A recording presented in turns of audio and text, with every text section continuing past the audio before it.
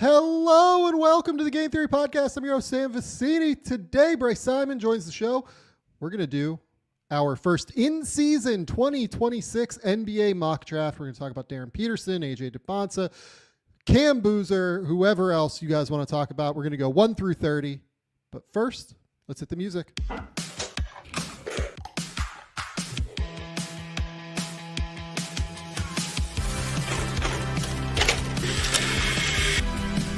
They do have a timeout. Decide not to use it. Way downtown. Bang! Bang! What's this gonna be? Wow! Are you kidding me? Hello and welcome to the Game Theory Podcast. I'm your host, Sam Vecenie. Step and But if you watch the tape, what you will see completely orchestrated this game. Bryce, what's going on, buddy? What's up, Sam? How are you? I honestly feel like we haven't done one of these in a while. I was thinking about it the other day and I was a little bit like, man, it's been a minute. I feel like we did the preseason one and maybe one other one. So is this just our third mock draft of the 2026 season? I'm not even sure we did an in-season one, Bryce. Okay. Did we just have the preseason in this one? Yeah, I think so. So I'm excited to talk through this. I'm excited to go, run through everything that we're going to talk about with the NBA draft here. We've done a decent amount of it here and there on the show, but where we've done a lot of our draft work is over on the Substack. GameTheorySamV.substack.com. It is the best place to get NBA draft content from Bryce and I. This week, I have done a video on Dybantsa, on Cam Boozer, and on Darryn Peterson. Next week, I swear I'm focusing on other guys. It feels like those three have been getting a lot of the energy recently. Promise you that next week we're going to focus on the draft class as a whole.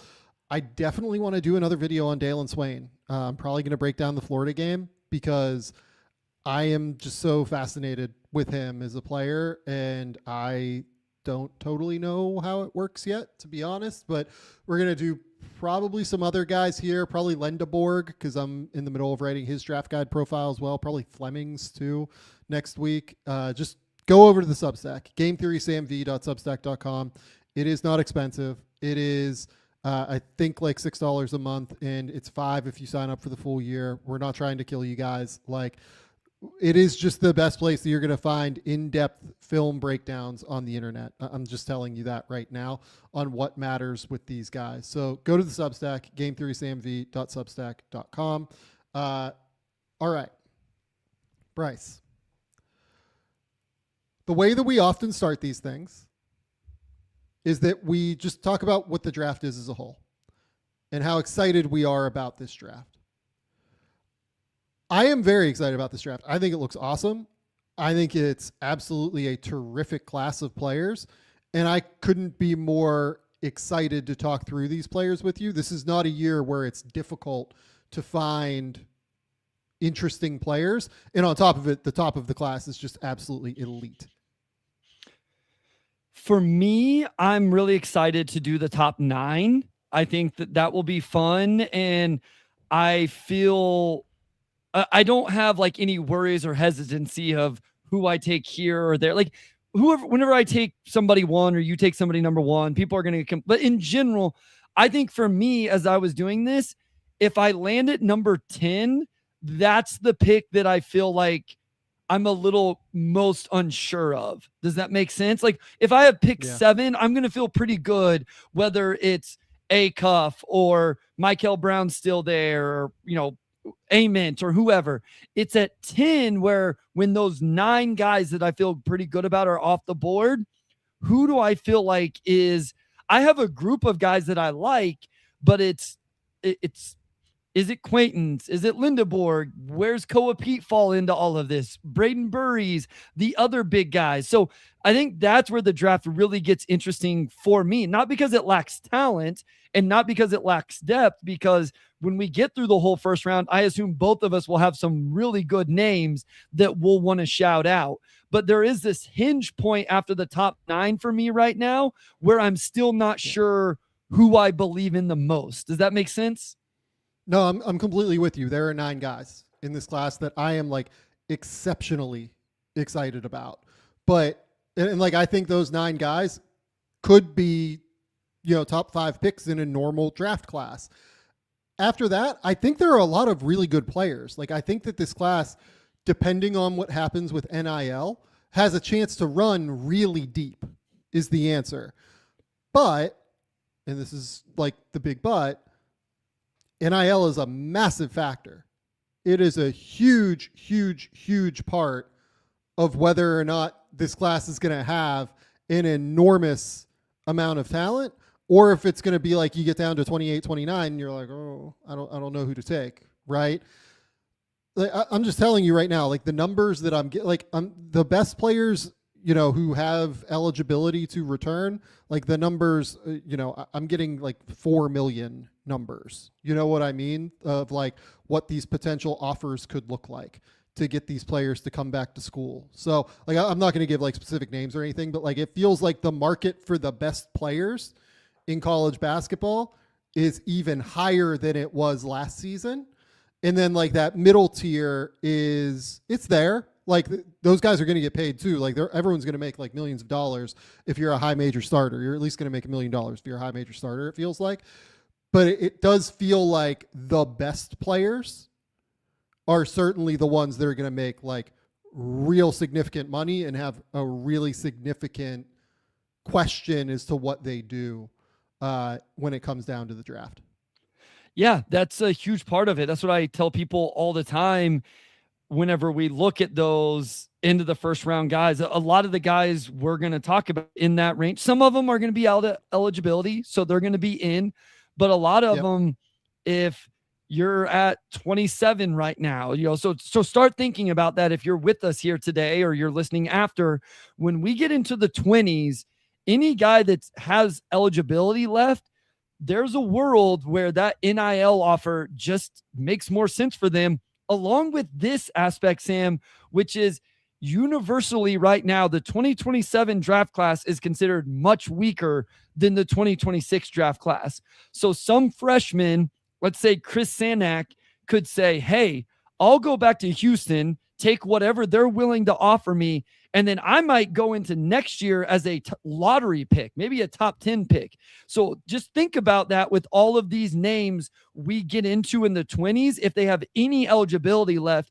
And to that point, some of the names we may leave off that are out of eligibility, those guys are the ones that are going to benefit from that, right? These seniors that may be looking like early second round or mid second round picks, they may jump 10 or 15 spots with 10 or 15 guys jumping out of the draft at the end of the day. Yeah, completely agree. So that's an important caveat here. In terms of what this mock draft will look like, everybody is eligible to be picked. This is based on what Bryce and I would do, not based on where NBA teams are. If you're curious about that, I have a mock draft coming at The Athletic early next week. In terms of like the feedback that I get from teams and where NBA teams are on certain players. So that will go up at The Athletic. This is purely based on what Bryce and I would do. Okay. So that is an important caveat here. Other important caveats. I'm going to give Bryce the first pick. We are going to go back and forth. I will get 2, Bryce will get 3, I will get 4, Bryce will get 5, etc., etc. We will be using the terrific mock draft generator over at FanSpo, which just does an amazing job making this easy for everybody who wants to do stuff like this. We appreciate everybody over there at FanSpo for making this as simple and easy as possible. So shout out to them. I think that's all we got, Bryce. Like, I think we're good to start. Are you feeling that way as well? Anything to get off your chest? And we're not doing, are we doing a spin, or we're just going with what the rankings are right now for this? Are we doing team specific? We are doing team specific. Okay. But we are not doing a spin. We are just going, the Kings are the worst team. They're number 1, right?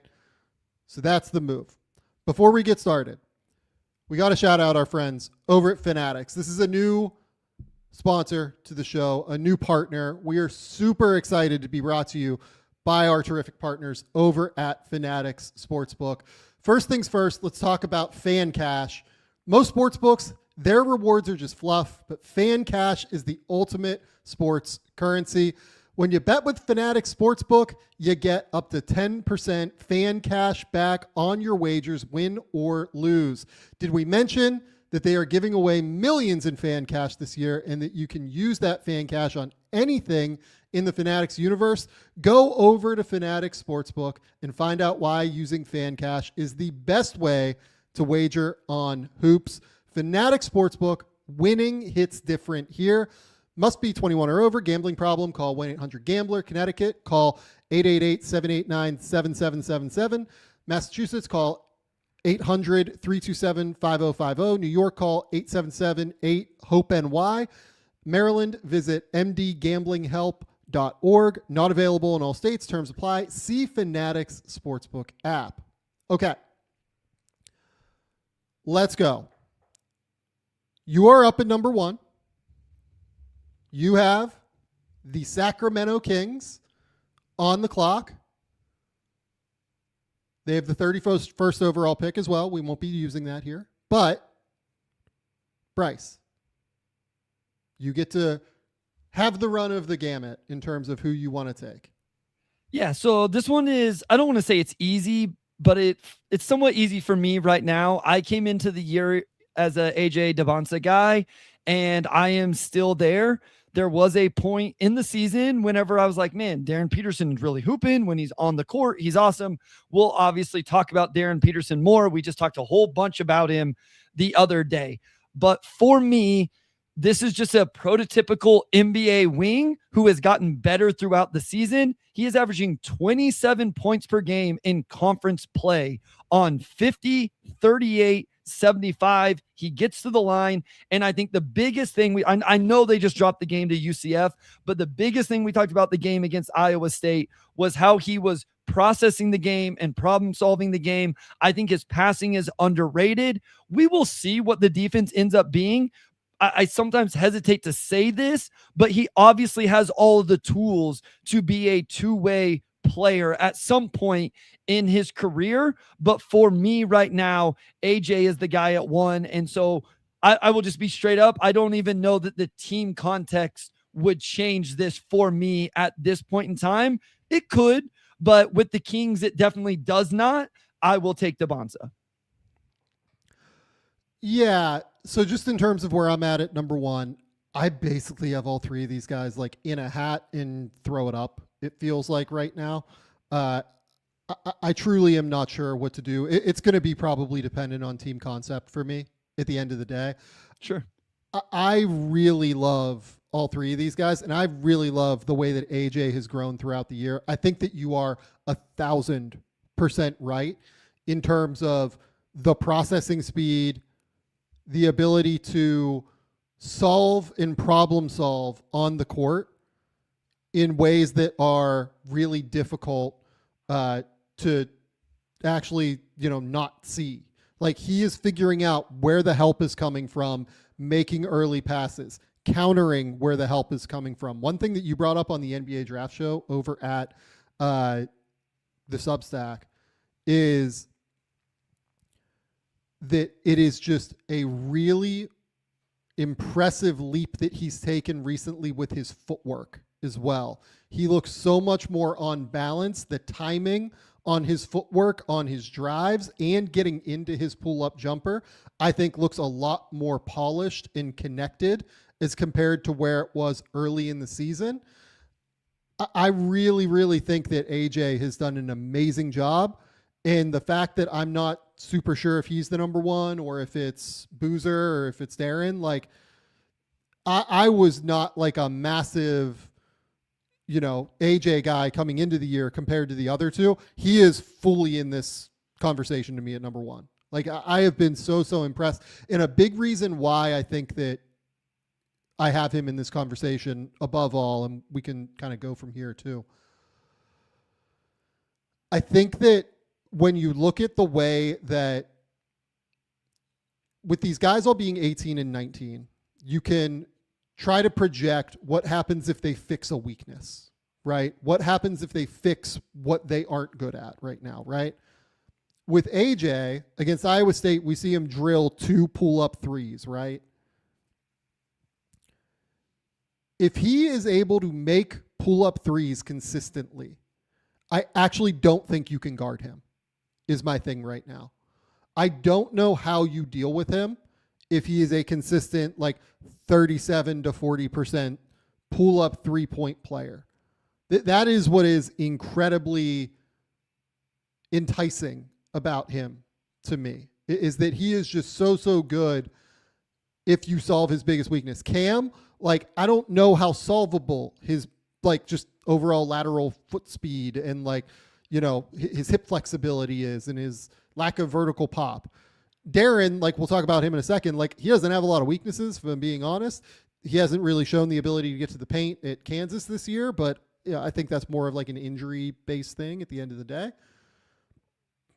I think you can make the case very easily that with how AJ has improved his processing ability throughout the course of the year, that he is the one with like the most physical tools and upside if it all comes together. I've been thinking about this a lot, where we will talk through prospects and be like, you know, they're young, they're going to get better. And if they get a little bit stronger, they get a little bit more of this, or they get a little bit more of that when we talk about their potential flaws.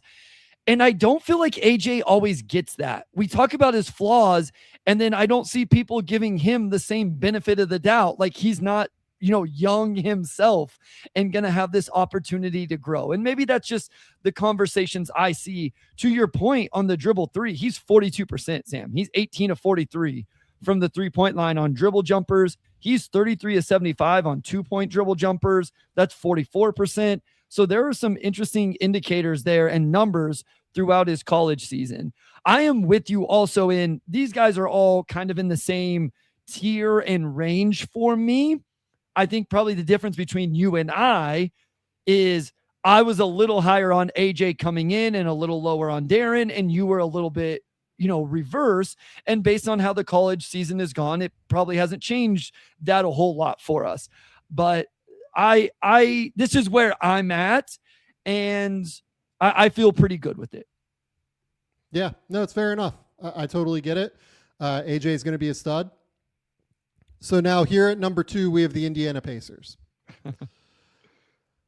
And this is where it gets really hard, because I can make cases for so many of these guys here. Really 2 of them. But like, I think Caleb, if you put him in Indiana's scheme, would be absolutely incredible. He'd be a lot of fun. To be honest with you, it'd be amazing to see him up and down with Halliburton, everything like that.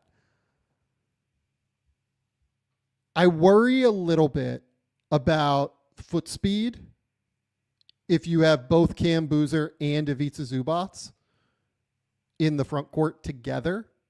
I worry a little bit about being able to guard consistently. I also just think that a perimeter player makes more sense for Indiana based on how their roster is. Like, they have Siakam, they have Zubac, and if I'm as close on Boozer and Peterson as I am, honestly, like, it really would. Like, if I was on the team side, like, it would be dependent on what I had around them. Like, if I was Oklahoma City, I would probably take Cam Boozer at number 1, because he would be super cheap for 4 years, and you put him next to Chet and you play 5 out. And my God, is that just like a completely dominant team with his ability to dribble, pass, shoot, and do everything right. If it was Indiana, I think you can make the case for Darryn Peterson here, honestly. If it was Boston, I think I might rather have AJ Dybantsa and then like maybe look at moving Jaylen Brown in the summer, because you can then get like a Kings haul for Jaylen Brown probably off the season that he's having.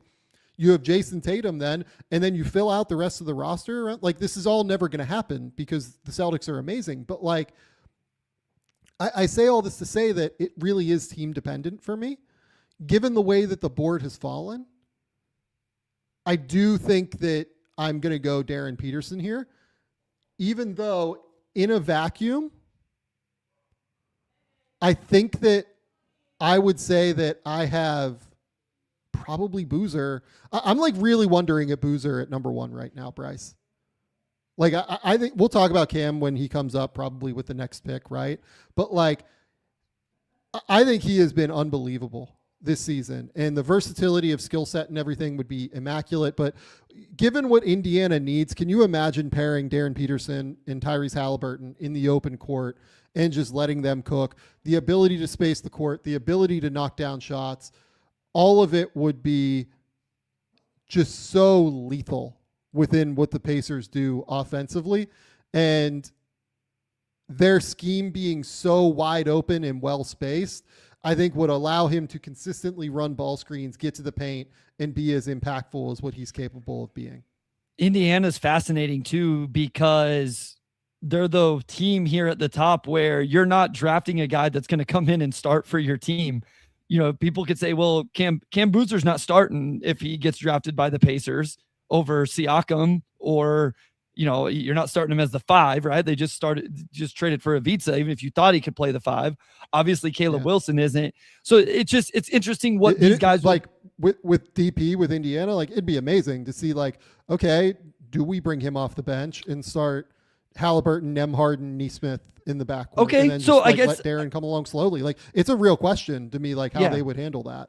I guess that's true. There is a world where we start. I kind of was still penciling in Nembhard and Nesmith and then just letting him rock. I mean, we're seeing it right now, right? There's a concept that's happening right now in the NBA with the number 2 pick with the San Antonio Spurs and Dylan Harper, right? Coming off the bench, a different type of context and guard rotation, but it's the same idea. I don't think that would be bad for Darryn Peterson. I'm not going to speculate on what the medicals are, what they're going to be, and what it's going to look like next year. But if you told me he's the 6th man, the first guard off the bench, he could play with McConnell off the bench when needed. I think that'd be a really interesting fit. The guy is a knockdown shooter, Sam. When we talk about best shooters in the class, people will bring up Momcilovic and, you know, other names. This dude has an argument. He is 47% on catch and shoot threes this year, just on 81 attempts. Now, the dribble 3-pointer isn't as good. The 2-point dribble jumper is over 50%. The one thing I do want to highlight here, and you know me, I like to look at conference numbers. That's one thing that really stands out to me. And that's one reason why I love the season that AJ has had. We'll talk about this with some other players down the line. Darryn Peterson has played 13 conference games and is averaging 20 points on 46, 40, 80. He's still putting up good numbers in Big 12 conference play. Now, the worrisome stat, I would like to get your thoughts on this. This is the one thing I'm interested in. He has not been much of a creator in conference play. He is just 1 assist per game in conference play. Even the season as a whole, he was a negative assist to turnover ratio, 1.4 to 1.5. 24 assists on the season to 26 turnovers. What do you make of that? Like, is that worrisome? Is that a product of the team construct? Does it not matter because you see him more as a combo guard scorer than a playmaker anyway? I'm not saying he's a bad passer, and I don't think assists are the end all be all. It is a very interesting stat and number to me, though. Yeah, it was interesting. He had 1 assist in the game over the weekend against Cincinnati, but like, I thought he passed the ball pretty well in the first half, to be honest with you. Like, he hit the right reads. Like, he had a drop off in transition to Trey White, who just like smoked a layup when he got fouled. And like, it wasn't even like a crazy foul. He should have just made the layup. He had another one where he had like a drop off around the rim, or no, he had a kick from the wing to the corner off like a stampede from Trey White, where Trey got to the basket and like missed a reverse layup and immediately got the rebound and tipped it back in. Right. Like, that was so interesting to watch to me. And I felt like the passing was not as bad from a decision-making perspective. If you go back and you watch the prolific prep tape, he was so much more of a passer than what we've seen this year. You really just have to go back and watch the tape. Like, he averaged like 5 or 6 assists a game at prolific and was really, really good seeing the ball or seeing out of ball screens, seeing the court, being intelligent in that way.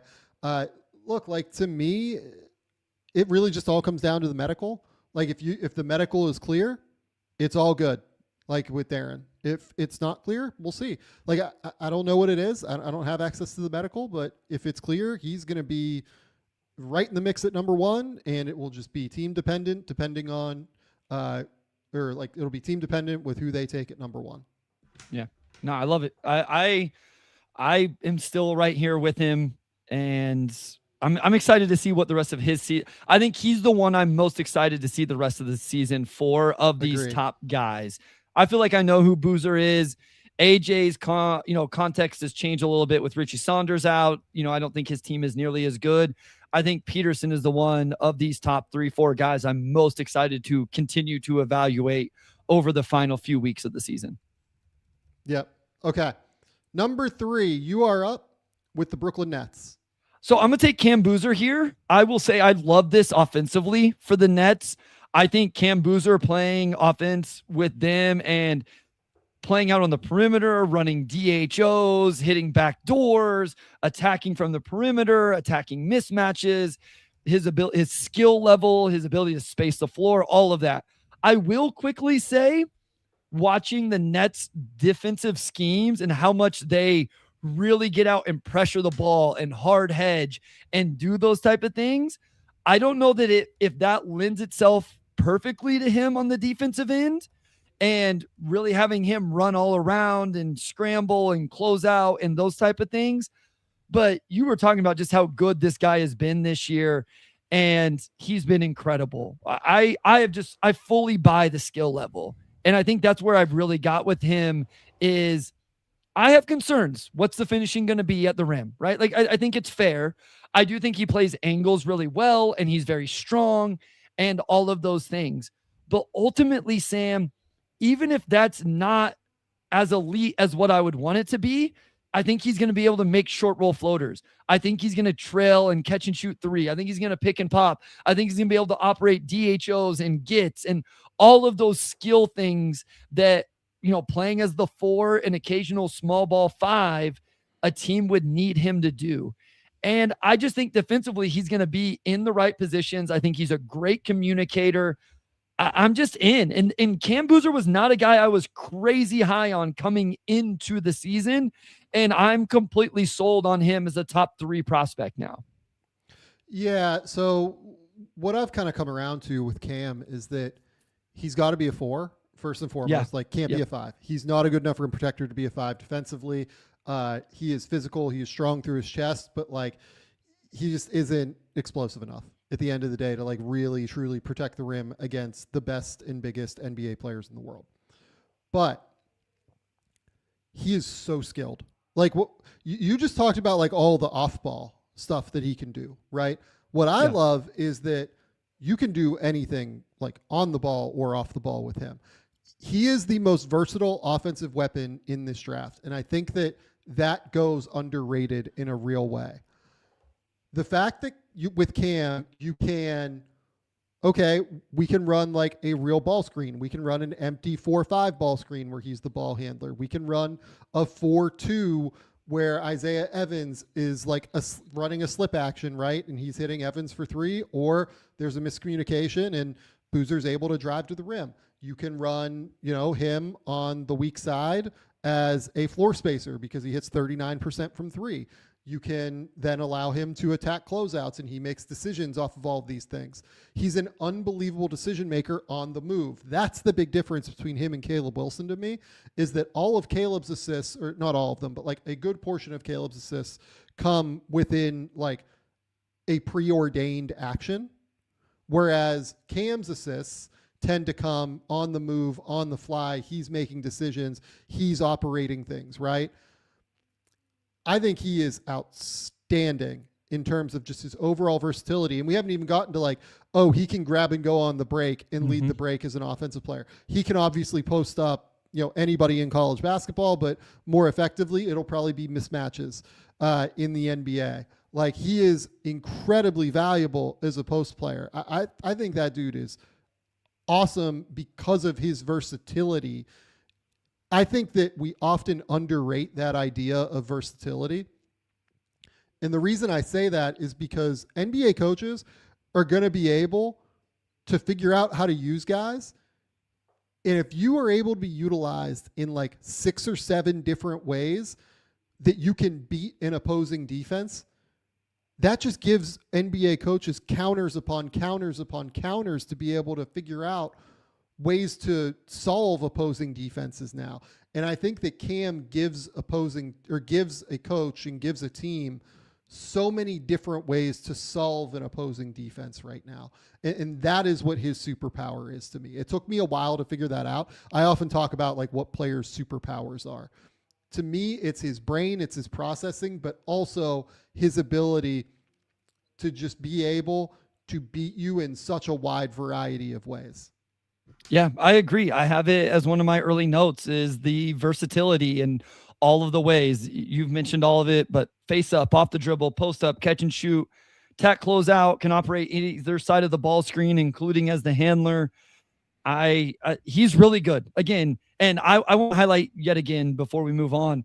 He's a really good passer. I think he's a great passer. And I don't know that it's always talked about enough how extremely quick his decisions are. And for his position, for his role, he is a plus passer to me. Totally agree with you 100%. Okay, you are up at number 4 with the Washington Wizards. You are up at number 4 with the Washington Wizards. I am up with the Washington Wizards. Okay. This is fun. Yeah. I think the answer is probably Caleb, but I want to stop and think through this a little bit. So obviously they're building around this like Alex Sarr, Trey Johnson, Bilal Coulibaly like group. And like obviously Keyshawn George and Will Riley are in the mix there, everything like that. But then they also just went out and acquired Trae Young and Anthony Davis, and it feels like they want to take a real leap here this coming season. I think that the easiest way to do that is probably by taking Caleb. I do kind of think there's a case for Wagler here, honestly, because you could play Wagler with Trae. You could play him without Trae. You could have him be the point guard of like Trae Johnson, Keyshawn George lineups at the 2-3 and play like super big. It's an interesting fit with Wagler, I think, with the Wizards now. I think I'm just going to go Caleb, though, at the end of the day. Yeah. Because I think the Caleb, like, Anthony Davis fit and Caleb Alex Sarr fit is actually quite good. I love the idea of having this, like, elite-level rebounder next to Sarr long-term and Caleb Wilson, guy who can, like, really just crash and attack. I also love the idea, one thing I've really come around on with Caleb is I think he has a chance to be like the best baseline player in the NBA at some point. Like given the fact that he can knock down mid-range shots, he can potentially knock down threes from the corner. Like I think that if he gets an open corner 3 at some point in his career, he's going to be able to make these shots. And then on top of it, like you put him in the dunker spot while you have Sarr, running for, ball screens out at the top where he's screening, short rolling, then hitting Caleb in the dunker spot by forcing help. I think that actually really works well together. It gives them like real athleticism across the front line. It really feels like a Washington Wizards kind of pick to me. I am going to go Caleb Wilson here. The more that I've thought about it, it does seem like the pick that tracks most for them to me. But this is kind of an interesting spot, I would say. One thing I will note is like, Caleb defensively, I think can be a bit hit or miss. Like maybe we can talk about that. Bryce, I think you feel the same way that I do about Caleb. Both he and Sarr do tend to be like wildly aggressive, I think, in terms of like going out and trying to get steals, trying to get blocks. And I wonder like how a Trae Young scheme would work with that all the time. But yeah, I am good with Caleb here. I think Caleb is the right call here. I agree. This is where I would go as well. While I understand the idea, depending on how long they think, in a world where both you and I would not extend Trae Young, drafting a potential point guard type player makes sense for us. If Wizards are planning on extending Trae Young, I don't know that makes as much sense. to your defensive point with Caleb Wilson, I do think the idea of Bilal, Caleb Wilson, and Alex Sarr just wrecking havoc would be incredible. And I guess in theory here, I don't know that you could play those guys with Anthony Davis also protecting the rim behind them. That would be super size. I mean, you could get into some fun lineups here with Keyshawn George as well. But I do think that defensive disruption and that length could be a lot of fun in terms of your youth. But I think Caleb is the clear number 4 for me, Sam. And so at the end of the day, I don't think I would break the tier to go to a point guard just, essentially regardless of the team. I don't think I'm at that point with any of these next few guards that we're about to start drafting. So I agree with this pick as well. Okay. Number 5, you are up. So this is interesting to me because I think I could go a few different ways with the Hawks. You have, for me, Kingston Flemings is obviously an option here. You don't have Trae Young anymore. So do I want the more just like true point guard? And of the guys that I have in this range, let me ask you, who do you have the least confidence as an off the ball guard between these next 4 guards that are probably going to come off the board? Flemings, Wagler, Acuff, and Michael Brown Jr. Would it be Kingston? I think it would be Kingston for me. So here's my dilemma. So?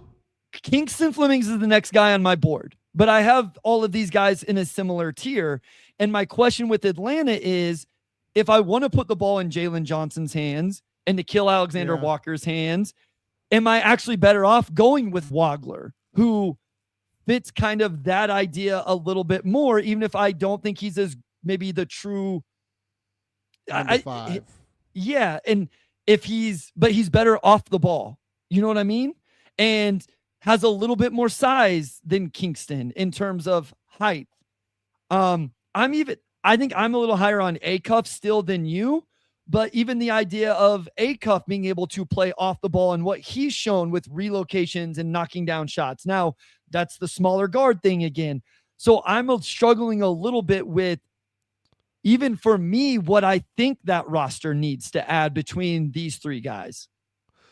What I know about that front office and what I understand about them, I shouldn't say I know, is that they do like size. Like they prefer guys that are like bigger and longer, which kind of makes me wonder, like, would they just bet on being able to like fix Wagler's body a little bit and like get him stronger to be able to, physically match up with some of these opposing players?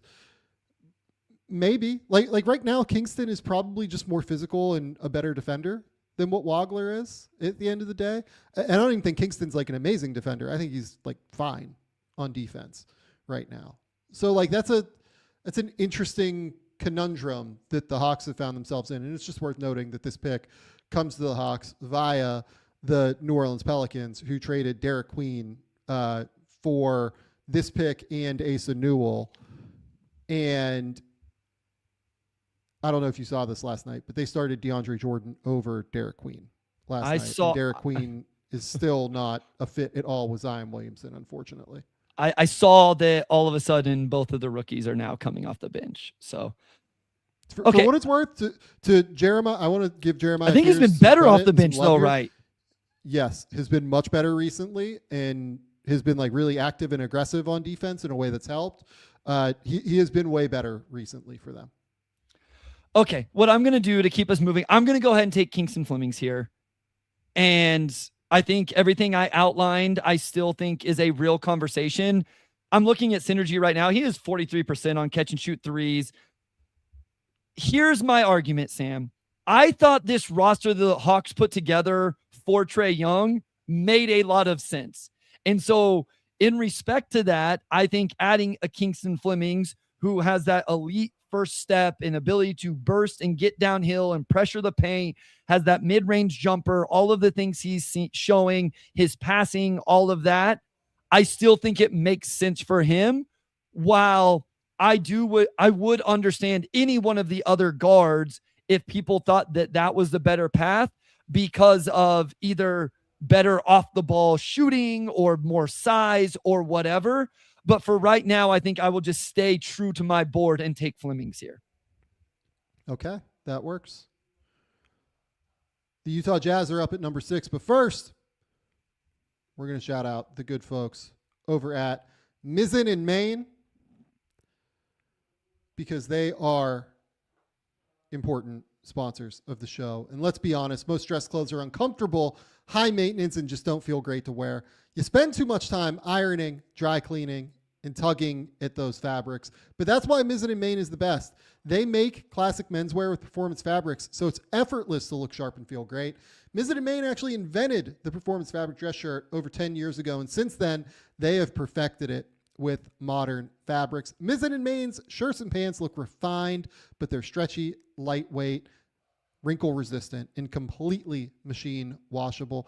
I've been wearing Mizzen in Maine since before they were a sponsor on the show, and they've now been a sponsor for basically this entire year. And we are immensely, immensely appreciative to them. They are a timeless style that you can invest in once and enjoy for years, which is why thousands of guys swear by Mizzen in Maine when they want to look great without the hassle. Right now, Mizzen in Maine is offering our listeners 20% off your first purchase at mizzenandmaine.com, promo code GAME20. That's Mizzen, spelled M-I-Z-Z-E-N, in Maine, M-A-I-N.com. Promo code GAME20 for 20% off. Mizzenandmaine.com, promo code GAME20. And if you'd rather shop in person, you can find Mizzen in Maine stores in select states. Okay, so I am up at number 6 now, and I have the Utah Jazz. The Utah Jazz are in an interesting position because really, like, they have their front court pretty set. It's Lauri Markkanen, it's Jaren Jackson, and it's likely going to be Walker Kessler here. I would imagine that that's where this settles in the offseason. They have some interesting bench players. They obviously still have Ace Bailey as well, who is a piece of this like wing room, which will be intriguing for them to kind of manage here moving forward. They have Keontae George, who's taken a massive step forward as the lead guard. I think what I want is a player who can just play both on and off the ball next to Keontae George. And I think I want somebody who has just like a little bit more size. And I do think that I want Keaton Wagler here. I think there is a real case for taking guys like Michael Brown and Darius Acuff, even like Nate Ament. Like, I'll hear a case for Nate Ament. I think there's a real case for taking those guys ahead of Wagler here. For me, it just is, he is the perfect fit for this Utah Jazz team with Keontae George in the backcourt because of his ability to knock down shots, to play on the ball. If they want to keep Isaiah Collier long-term, he's obviously put up massive assist numbers recently. I really do think that Wagler fits kind of across the board with everybody on this roster, which is why I really like the fit for Utah with Wagler here. Yeah, I like this for Wagler as well. I mean, he's one of those guys where he has that, we saw early in the year how much he was playing off the ball. Now he's really showing his on-ball ability as well, which I love, but he can knock down threes. I think playing with Keontae George will take a little bit of that pressure off of him early in his career. And you and I both love what they do offensively in terms of they're going to find the right ways to get him quality looks from the 3-point line. And they're going to run him off the right actions and get him in his spots that he needs to get into. And here's the thing, when this team is healthy, assuming they keep Walker Kessler, you have some pretty good rim protection in behind you with Jaren Jackson Jr. and Walker Kessler. So while he grows defensively and kind of, figures out his body, fills that out, all of that, he's going to have those guys protecting in behind him. Yep. Okay. So that's Keaton at number 6. The Memphis Grizzlies are up at number 7, Bryce. And I don't know if you knew this, but John Morant, it doesn't feel like he is long for Memphis. Does it seem like it? So I will work under the assumption that John Morant is gone this offseason. And really, when you take that into account, I feel like this team is an open book. You could really go any way. I really have considered, I like Ament, and I think just adding him to the wing room of Cedric Coward and Jalen Wells would be fun. But I'm going to go with my board here, and I'm interested to see where you land on this because I think I'm higher on this guy than you are. I'm going to go Darius Acuff. I think Darius Acuff has been an absolute monster this season, and I've been impressed not only with his passing. We talked about him a lot recently with his passing, his physicality that he already has, his ability to knock down shots. I'm a believer in his ability to, if he needs to play off of a Ty Jerome or a Cam Spencer or whoever, I think he can do those. I think he understands the off-ball relocations. The dude is having a tremendous year, a very efficient season, and I've just kind of bought into him. And again, Sam, this was a guy I wasn't super high on. He's kind of, I've warmed up to it throughout the season, and I've gotten pretty high on where I am on Darius Acuff. What I think is most impressive with Acuff is just he has that level of competitive drive and physicality that I really love from a smaller guard. If you're going to take a smaller guard, like you really got to be an absolute savage out there. And I think that dude is a savage at the end of the day is kind of what I would say. I really have enjoyed the Darius Acuff experience this year, despite not really liking anything that he did in high school. Like I thought that his shot profile didn't make sense to me. I thought that his decision making on drives didn't really make sense, but he's gotten so much better at that, Bryce. His ability to be a scorer that also can really pass and really make decisions. He's a 3-to-1 assist to turnover ratio. He's averaging 22 a night. He's shooting 50, 43, 80 right now, which is just bonkers for a freshman. He's doing it on an ankle that has some sort of impingement right now. They're being, I feel somewhat circumspect on what exactly that impingement is, but clearly not at 100%. He gets to the line a decent amount of the time. He can knock down shots off the catch. He can knock down shots off the dribble from three. I think he is the worst defender that we will talk about in the top 15 at the very least. He is so bad on that end that it's a real problem for me. But I think that Memphis with Zach Edey, with Cedric Coward, with the infrastructure they're building defensively can account for this in a real way. So I like Acuff here just fine. I would probably go. I don't know if I would take Michael Brown over him. I'd have to think about it a little bit more in a way that I don't have to, which is nice because you had this pick. But yeah, this is I have Acuff somewhere in the top 9 for me. So I have no problem with this.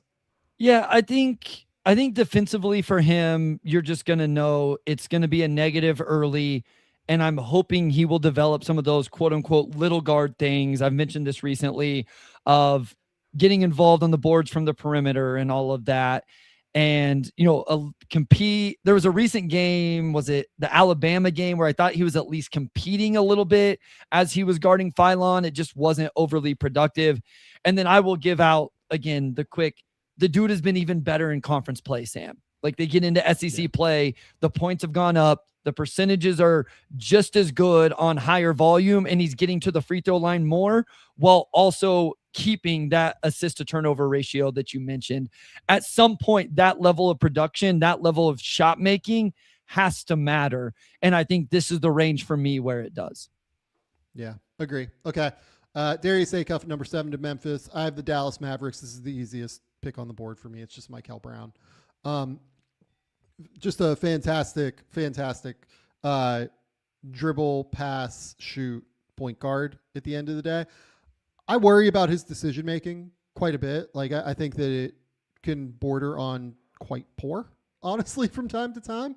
But the pure vision, he makes passes out of ball screens with his manipulation, with his ability to see the court that just nobody else in this class can make, point blank. He has real dynamic ability once you get him into what will be the NBA open court, where he has more space to operate. It's more up and down, where I think he's going to be really genuinely quite special there on offense. I've liked the way he's competed on defense recently. I'm not going to sit here and try and make the case for you that I think he's some plus defender, but I think like his last couple of weeks have been better than anything I've seen from like Acuff, for instance, right? Accounting for two guys that I think are like relatively negative defenders. I think Brown probably has a little bit more of a ceiling on defense than what Acuff does. He certainly gets his hands into passing lanes at a real level. I think his hand-eye coordination tends to be pretty good. And obviously the three-point shooting is very real. He is somebody who can absolutely light it up from distance, as we've seen multiple times this year, including against NC State, where he dropped 10 threes. He dropped 6 threes against North Carolina over the weekend. He had 4 against SMU, 4 against Baylor. He's all the way back up to 36% from 3 after that like catastrophic start again. Just an outstanding potential lead guard to me. So I'm very, very excited about Michael Brown. Yeah, some of the passing is so much fun. It really is. And the all-around potential that he has, and we've seen some of that a little bit more. He has ability to pass with his left hand. I always love to point this out. He's really good as a kick ahead passer in transition. So you get him on the court with Cooper Flagg and Cooper Flagg out in front running, and he's really good with those. He does make impressive reads at times. He makes some rough passing decisions at times, but I think at some point in his NBA career, he may end up being the best passer of this group. I don't think it's going to be in his rookie season, but the passing talent is definitely there. Yeah. One of the YouTube commenters brought up LaMelo with Michael Brown.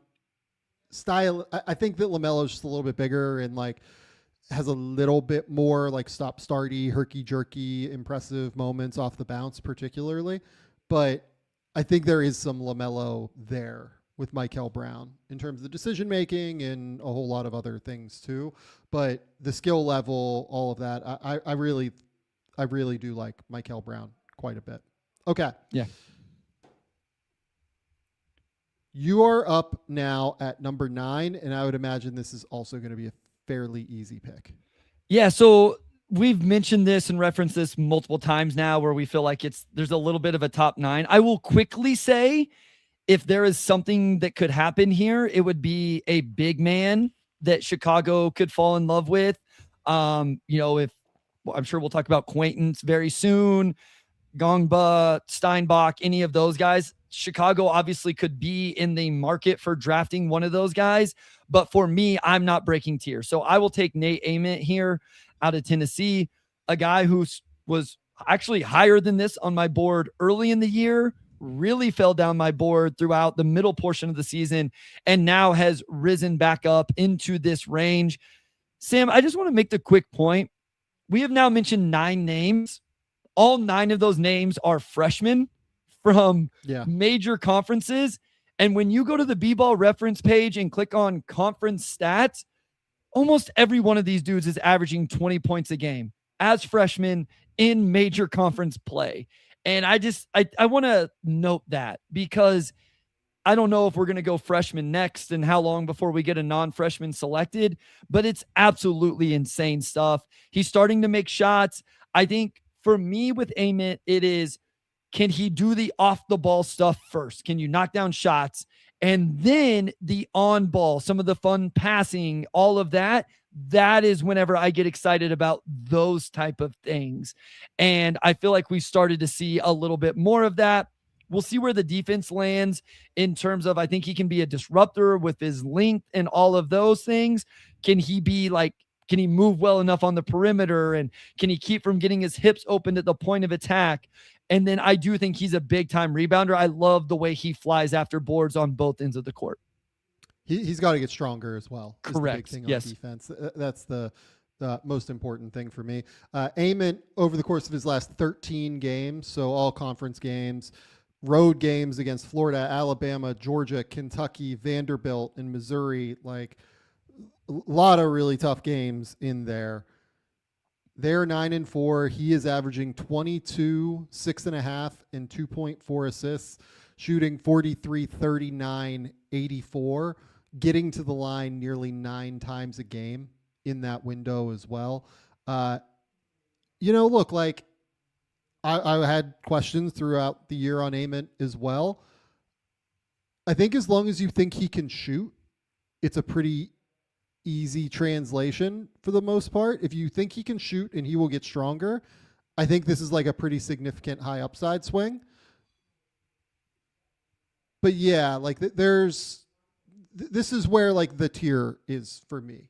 Yeah. This is where I'm like, okay, I feel pretty good about taking this flyer. I don't think he's a sure thing by any stretch of the imagination, but I think that this is where you can take this flyer and see if it really works out, because there are outcomes here where if he gets stronger, he is excellent. Yeah. Yeah, I feel good about him here. I will say, with it being Chicago, I did have a quick thought on, do I draft a big man? Yeah. Okay, so next is Milwaukee. I am up at number 10. This is the hinge point of the draft for me. I was so glad that you gave me number 1, not because I got to pick 1, but so I didn't have to pick 10. Yeah. Truly, I'm actually not really sure what to do here. I'm going to have to think a little bit more about this. Like, so much of this is dependent on, what do you do with Giannis? Do you keep Giannis? Do you remove Giannis from the equation? Can I make a quick point about this point of the draft as well, Sam, that I don't think we're going to run into later? I don't think that this portion of the draft, and really we haven't talked about very many at all so far, has a true wing in it that you just really love, right? Unless you're because like Lindeborg is a 4, Koa P is a 4. Those guys are forwards. Braden Burries and Phylon are combo guards that like, maybe you wouldn't call those guys wings in the sense that I'm saying. Maybe Thomas Houck, Mullins. Some people love Karim Lopez, but even there, I think this is where, if you get a riser like we talked about, it's somebody falling in love with a true wing, and they go with one of those guys earlier, like an Amari Allen, a Cam Carr, some of those guys. I don't think we have you know what I mean? Does that make sense? I don't think you have those wings in this stretch of the draft. No, I agree with you totally. Look, what am I going to do here? I think I am, here's the thing, is Giannis staying or going is ultimately the important question here. If Giannis is staying, I might take Bennett Sturts. No. Let's do this. I don't want to do. Let's do this. I will make it easier. Let's just say they trade Giannis and for a rebuild. They trade Giannis and it's either young players or future draft picks. They go into some sort of rebuild. I want you to pick based on that context. I think that's more fun. Okay. If that's the context, I'm probably just taking Koa Pete. Okay. At the end of the day. Love it. Yep. So I don't even know that I totally love this pick, to be honest with you. I have Koa a couple of spots lower, not a lot lower. But in this tier, right? I like Koa because he's very clearly a winner. He's somebody that I can build my overall team around, where he's going to be useful as a mismatch shot creator. He's going to be useful as somebody who has a winning mentality, who processes the game at a really high level, who I think can create shots occasionally here and there.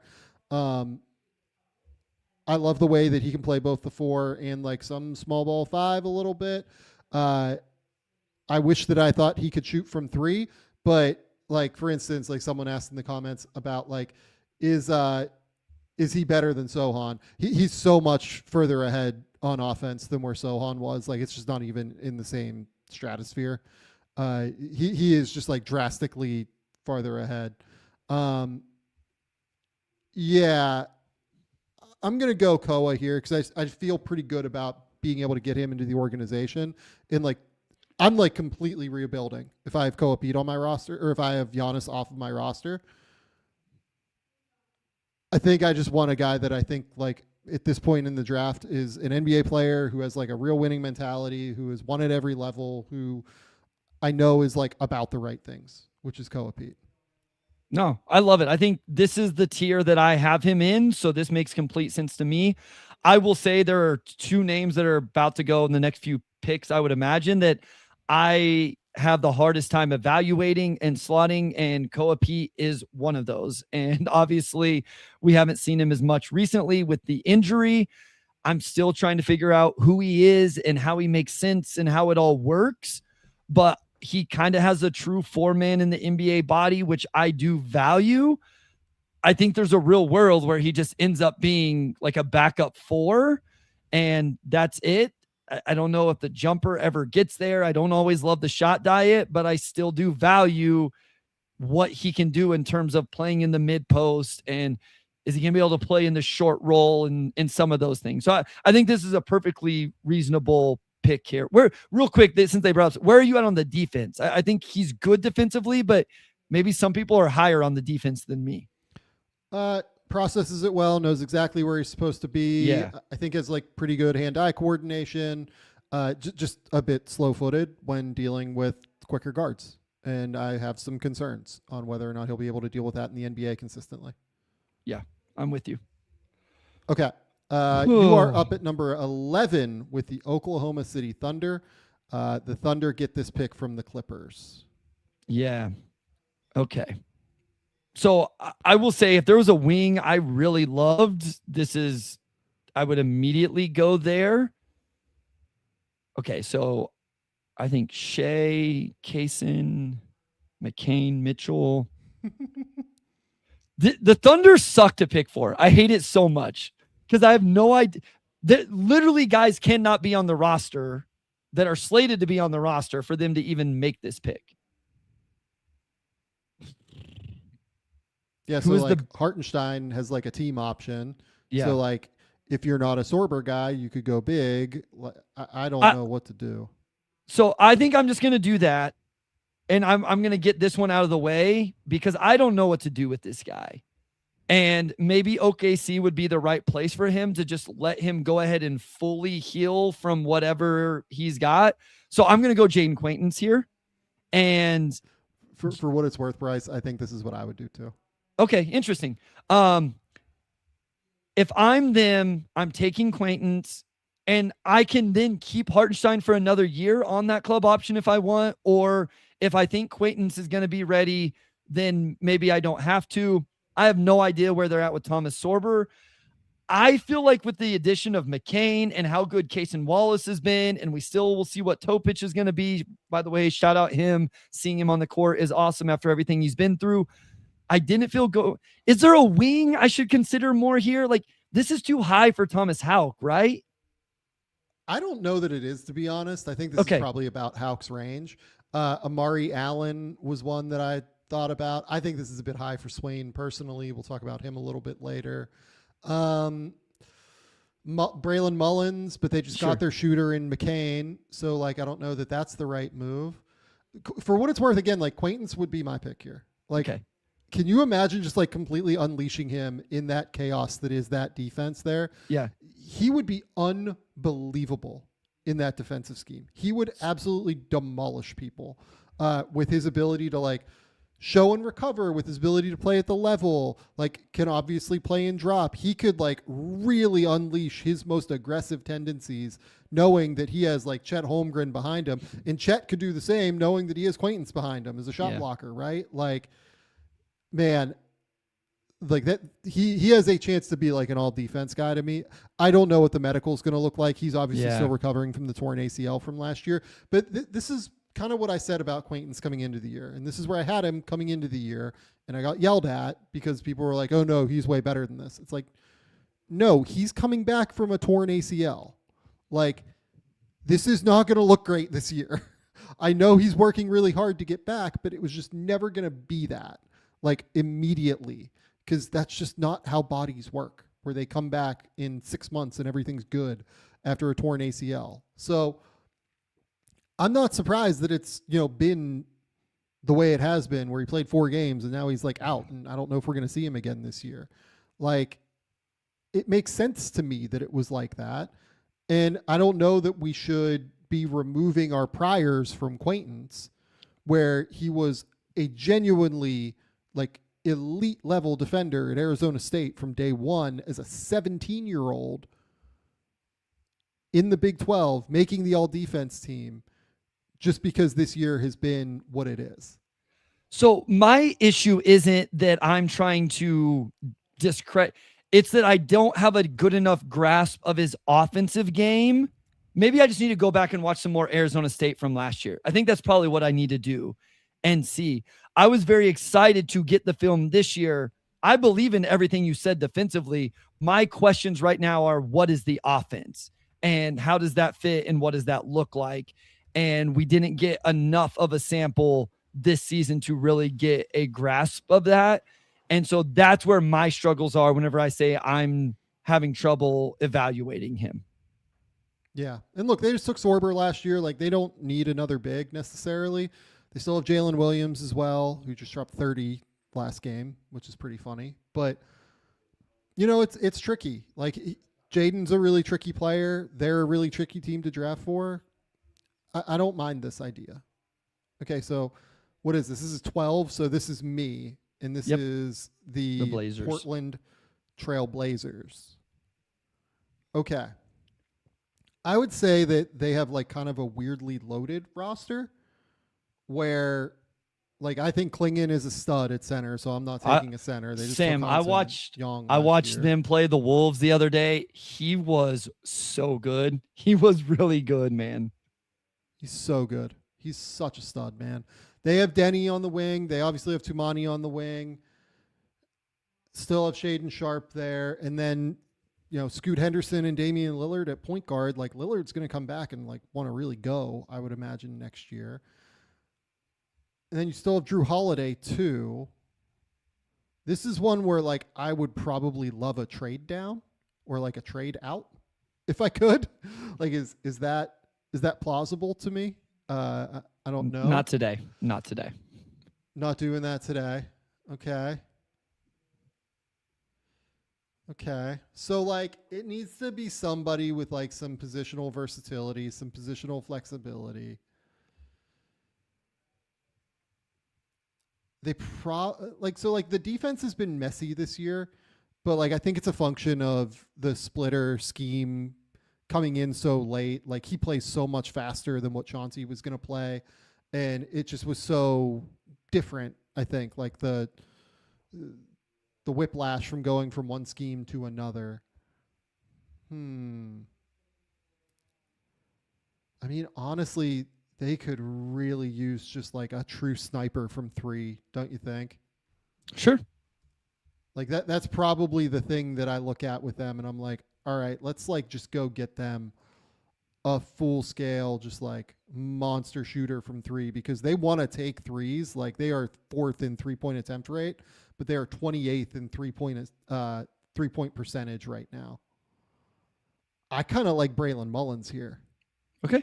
Is a way to like fill a gap for them. Sure. Mullins is a real shooter. Like, he flies off of screens. He is a knockdown guy. I think his hand-eye coordination is really good. I think that his overall basketball IQ is awesome. I'm going to go Mullins here at 12 for Portland. It's crazy how quick he gets a shot off and the accuracy he's able. Sometimes he takes shots. I'm like, there's no way. Like, there's no way he's accurately shooting that one off that movement, off that release. And he's able to do it. And I think what I enjoy watching him is he does it in a variety of ways, off the catch, off the dribble, all of that. But you see him using his shooting ability and leveraging it for other offense, backdoors, back screens. Obviously, Connecticut and Hurley is as good as anybody. Going back to whenever they used Jordan Hawkins in a similar way. He's a good passer and ball mover. I really like that about his game as well. I think defensively, he has energy, engagement. He'll give multiple efforts, has good hand activity, good off-ball awareness. Interested to see where it all lands in terms of how good he can be. But to your point, when you have I think Klingon's going to be in all defense level conversations over the next few years, and a all defense level wing into Monty Kamara, who causes all sorts of disruptions and can take matchups. If Drew Holiday is on the roster, Scoot Henderson, we'll see where he ends up. Like, you have some roster infrastructure around him. Denny can be a good defender when he's locked in, or at least neutral, to kind of protect him in that way. So I don't mind adding shooting to this roster. Okay, you're up at 13. So I have the Charlotte Hornets. I'm going to go, this is the best player on my board right now. I'm going to go Yaxel Lindeborg for the Hornets. And I think just adding a 4-man that can mix into this. I have no idea what the future holds for Miles Bridges, but assuming whatever, to me, I think getting Yaxel in there and adding him to this young core of Con Knipple, of Brandon Miller, LaMelo Ball, like all of those guys. I don't want to draft a center here because of the argument you made a couple weeks ago. I think some people might, like they may say, hey, go get Gongba or go get Hans Steinbach or whoever you like. I'm just going to roll with those two guys for right now, Sam, I think. And I'm going to shore up the 4 position, I guess, for them. And he is a good decision maker. He is a good defender. I think he's a good rebounder. Those numbers don't always pop off the board, but that's because he's playing with Merez Johnson and Adai Mara. And it really comes down to the floor spacing, right? Like is he going to be able to knock down shots at a good enough level? I just am a Yaxel Lindeborg fan. And yeah, I think this is where I'm ready to take him. I think, no, Quaitons was our first non-freshman. So not our first, but I don't know. You know Intel more than me. I don't know how much you have on him, but I think he's another guy that you fit into that culture and makes a lot of sense and continues to add to it the way last year's draft class did. I'm going to refrain on that one, but okay. So like Yaxel would be older than Brandon Miller, Sion James, Con Knipple, Tidjon Salon, Liam McNeely. He is within 1 year of being as old as Yaxel, as LaMelo, or as of LaMelo. I was going to say, where are we at with LaMelo? Can we? Someone brought up. Can we talk about them letting a computer make their pick? I don't think that's what happened with Charlotte. For what it's worth, I think that my read on that, because I saw that story about like an AI company, like saying that, and then like them saying that the AI company helped them. I think that they like got analytics from like a machine learning program and then made a decision. So here's my thing with Yaxel, and I've actually dropped Yaxel a bit on my board the more I've thought about it. So Yaxel is going to be 24 before he plays an NBA game. He is shooting 30% from 3 right now. What do you think of the defense? I'm curious. I want to talk about this. What do you think of the defense? I think he's a good communicator. I think he's very active with his hands. I think he tracks really well, on the ball, off the ball. I think he's a good defender. I think he's more impactful with what he does off the ball, but I think he can defend at the point of attack as well. I also just think he's straight up playing out of position at Michigan. And maybe that's where I'm at is, if I'm drafting Yaxel Lindeborg, it's to come in and play essentially the 4 for me, not the 3. He's a forward to me, not necessarily a wing. And right now he's playing the wing at Michigan in matchups where he's chasing guys around screens on the perimeter more so than what I think he's going to be asked to do in the NBA. Yeah. I think like in help, like he gets like a bit over aggressive on closeouts and stuff. And like, I don't know. I think Merez is their best prospect is where I'm at now. That's actually just where I am on the Michigan guys. And we'll talk about Merez at some point here. The other thing I have is on offense. So like, he's not a shot creator, right? Like he's not going to be asked to come into the NBA and create shots.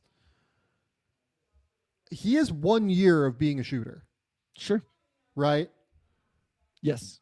And like, if he was like 19 or 22 or 21 or whatever, I'd be like, oh yeah, great. Like this makes sense. Like, okay, we can work on this, but like, he's going to be 24 and we don't have a great sample of him shooting. Like he's a career 33% 3-point shooter in his 3 3 Division I years right now. Right. So I don't know. Like the more I watch Yax, the more I'm like, I just have some questions given how old he is. And like people assume he's just going to be able to step in immediately and be useful. I'm like, I don't know. Like, I don't know if he's going to be able to like offense immediately if the shot is inconsistent. Right. So I like the passing. I like the size. I like the length. I think he does have real size for the 4, but yeah, like the more I've thought about Yax, the more I'm hesitant on him, I guess is what I would say. I will quickly just give this. He has been essentially 80% from the free throw line in his 3 high major years. Yep. So that is accurate as well. If there is a positive to the shooting numbers or whatever, that's the one. Okay. I am up at 14 now. This is the San Antonio Spurs. And this is just a beautiful spot to be in, getting to pick for the Spurs, right? So, look, like they could use kind of like a power player. They could use a 4-man. They could use, if you want another wing who can shoot, you could do that. Like if they want to take a project, I think they can do that because they are so long.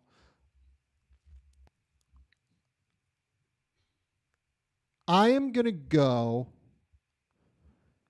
See, like this is like the coolest spot for me for Sinak. I don't know if I'm going to do it, but this is a really interesting spot for him to land to me because he does want to play that perimeter game. He is very physical as a rebounder, obviously. I do wonder how much of his like rebounding. I'm on Russillo's show tomorrow, and people will know that by the time that they listen to this potentially. But like one thing that Ryan brought up to me is that like Sinak tends to like part of his crashing the offensive glass is that teams just like kind of leave him, right? Like they kind of collapse the paint, which is why Houston is in the, I think, first percentile nationally right now in creating shots at the rim because like they just don't care if guys are shooting from 3. So when that happens and Sinak is like in the corner and he's just like running baseline, he's just crashing immediately, right? And it's way easier for him to do that when nobody's getting a body on him because they're way far away from getting a body on him. So like, I don't know. I also really like Hauk for them. I think Hauk makes a ton of sense for them just as like a really smart straight line transition player, athlete. Like Amari Allen makes sense for them as like a bigger 4. I'm going to go Hauk. I think Hauk tracks for me the best.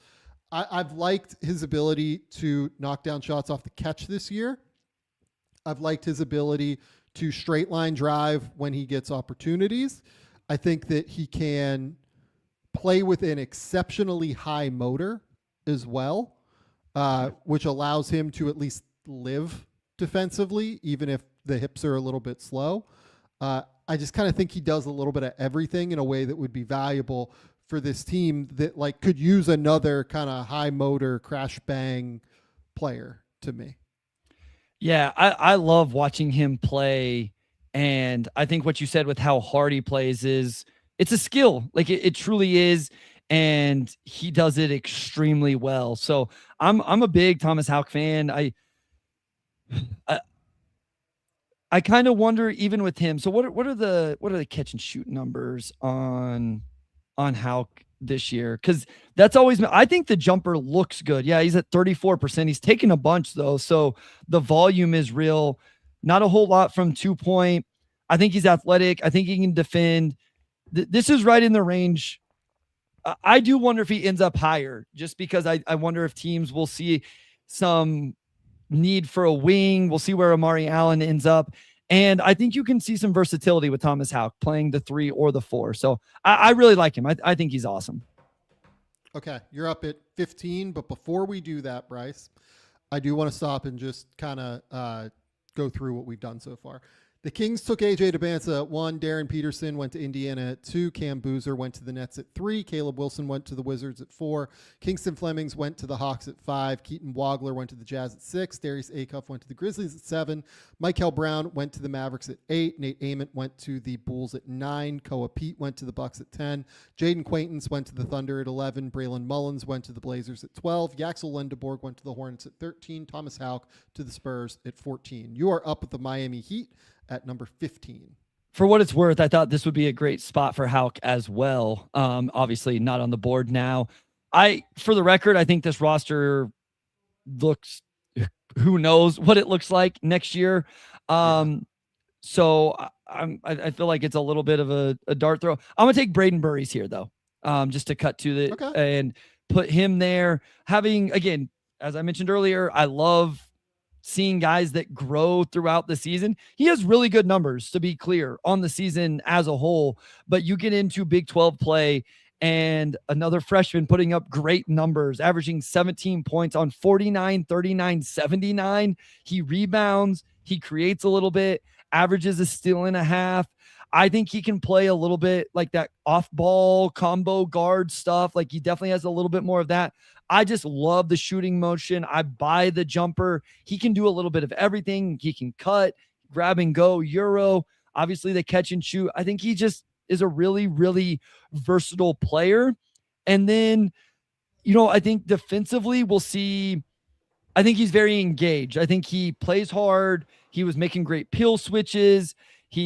I mentioned the rebounding one more time here, shows the ability to screen navigate. I just think he's a really solid player. So I think this is about the range of that, and just having no idea what that guard rotation is going to look like for, Norman Powell is an unrestricted free agent. Hero's going into the last year of his deal. I know Kasparis is getting minutes, but I'll add the guard and Braden Burries. I love it. Okay. I'm up at number 16 with Golden State. This is kind of the easiest pick for me that I've made in a while here. I'm taking Bennett Sturts here. Like this is like the most Golden State Warriors coded pick imaginable to me. I think people have like kind of underrated how good Bennett Sturts is as an actual shot creator himself. Over the last 2 years, each of the last 2 years, people are melting down about like Dalen Swain's, ability to create in isolation when he has like 40 isolation possessions the entire year. Bennett Sturts has like doubled his per game usage in isolation each of the last 2 seasons, and has been at like 1.1 or better points per possession in those isolation possessions. He is awesome at creating his own shot. He is an absolutely lethal shooter from distance. He is shooting 52, 40, 84 this year with a 61 effective field goal percentage, which is bonkers. If you look at what he has done over the course of his last, what is this? This is going to be 11 games in conference. They are 8-3 in those games with a team that, like, frankly, is Drake level talented, because we literally saw them bring up everybody from Drake to a high major in Iowa. In his last 11 games, he's averaging 25 points, 2.4 rebounds, 3.6 assists, shooting 56, 43, 88.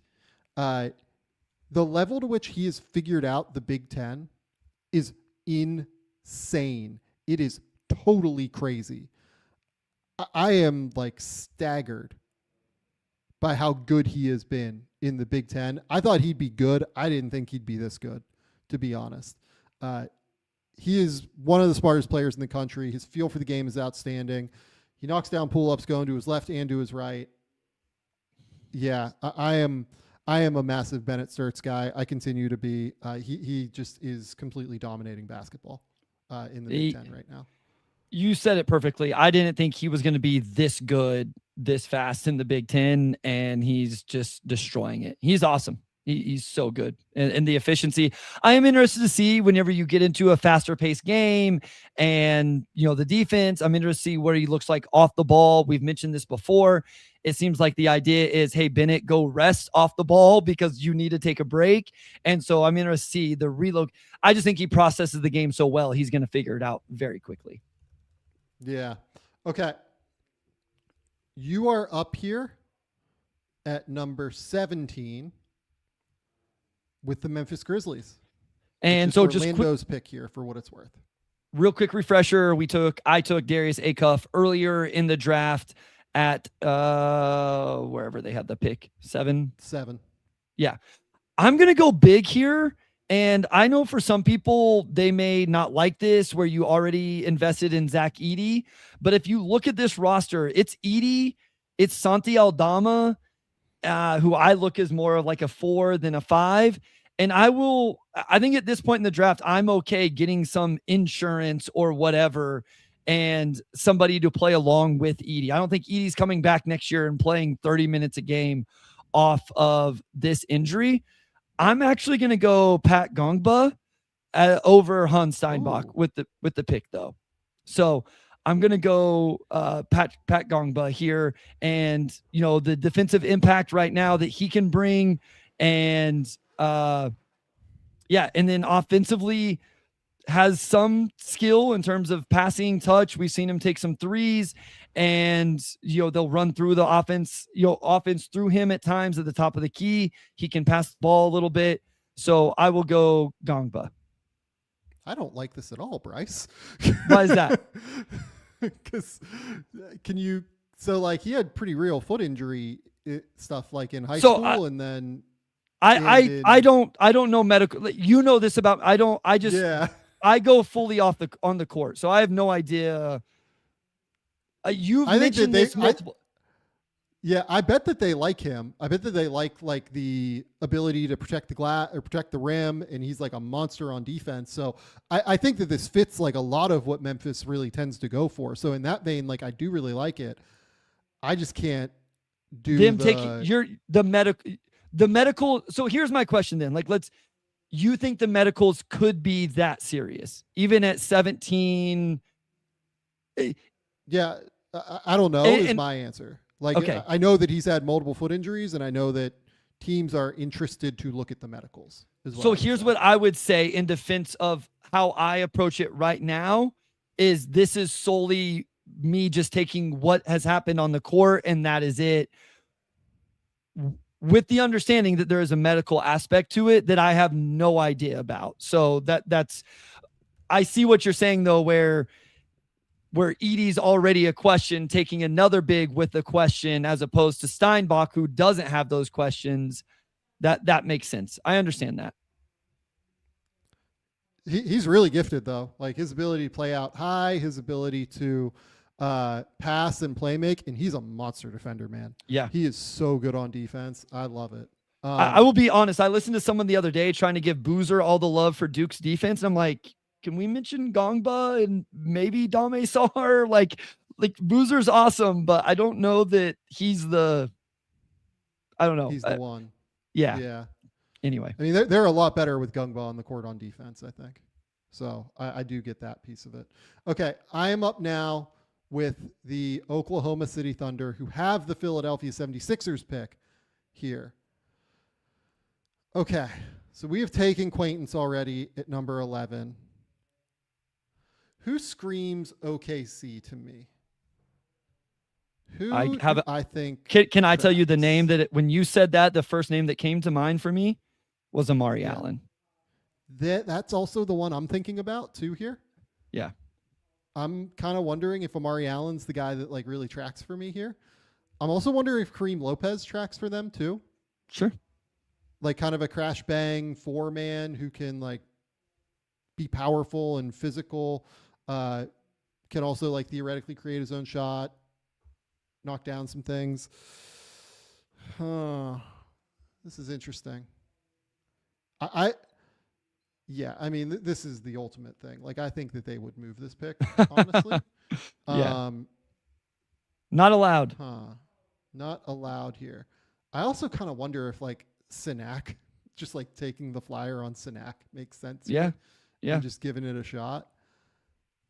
All right. I'm going to go Amari Allen. Okay. I've loved what Amari Allen's done this year. I think that dude is so good. Just kind of across the board more than anything. You look at the full season numbers, 12 points, 7 rebounds, 3 assists. If you look at his in-conference numbers, he's up to 14 points per game, 8 rebounds, 3 assists versus only 1.5 turnovers, shooting 48, 43, 82. He's a really sharp defender as well. I think that he understands where he's supposed to be. I think Allen's awesome. I'm such a big fan of what he brings to the table, and he ticks so many of the Oklahoma City boxes in terms of like multi-skilled, multi-gifted. Kind of ticks a box in terms of like a positional need too, just like another bigger wing forward that can be out there. I think this tracks. Yeah, this makes sense to me. No, whenever you said that, whenever you said who fits the Oklahoma City idea or whatever, and I was kind of looking at my board here, he was the immediate name that came to mind. Yep. Okay. Number 19, you're up with the Charlotte Hornets. So here's my dilemma. Those two names right there are two of the top names on my board, Philon and Steinbach.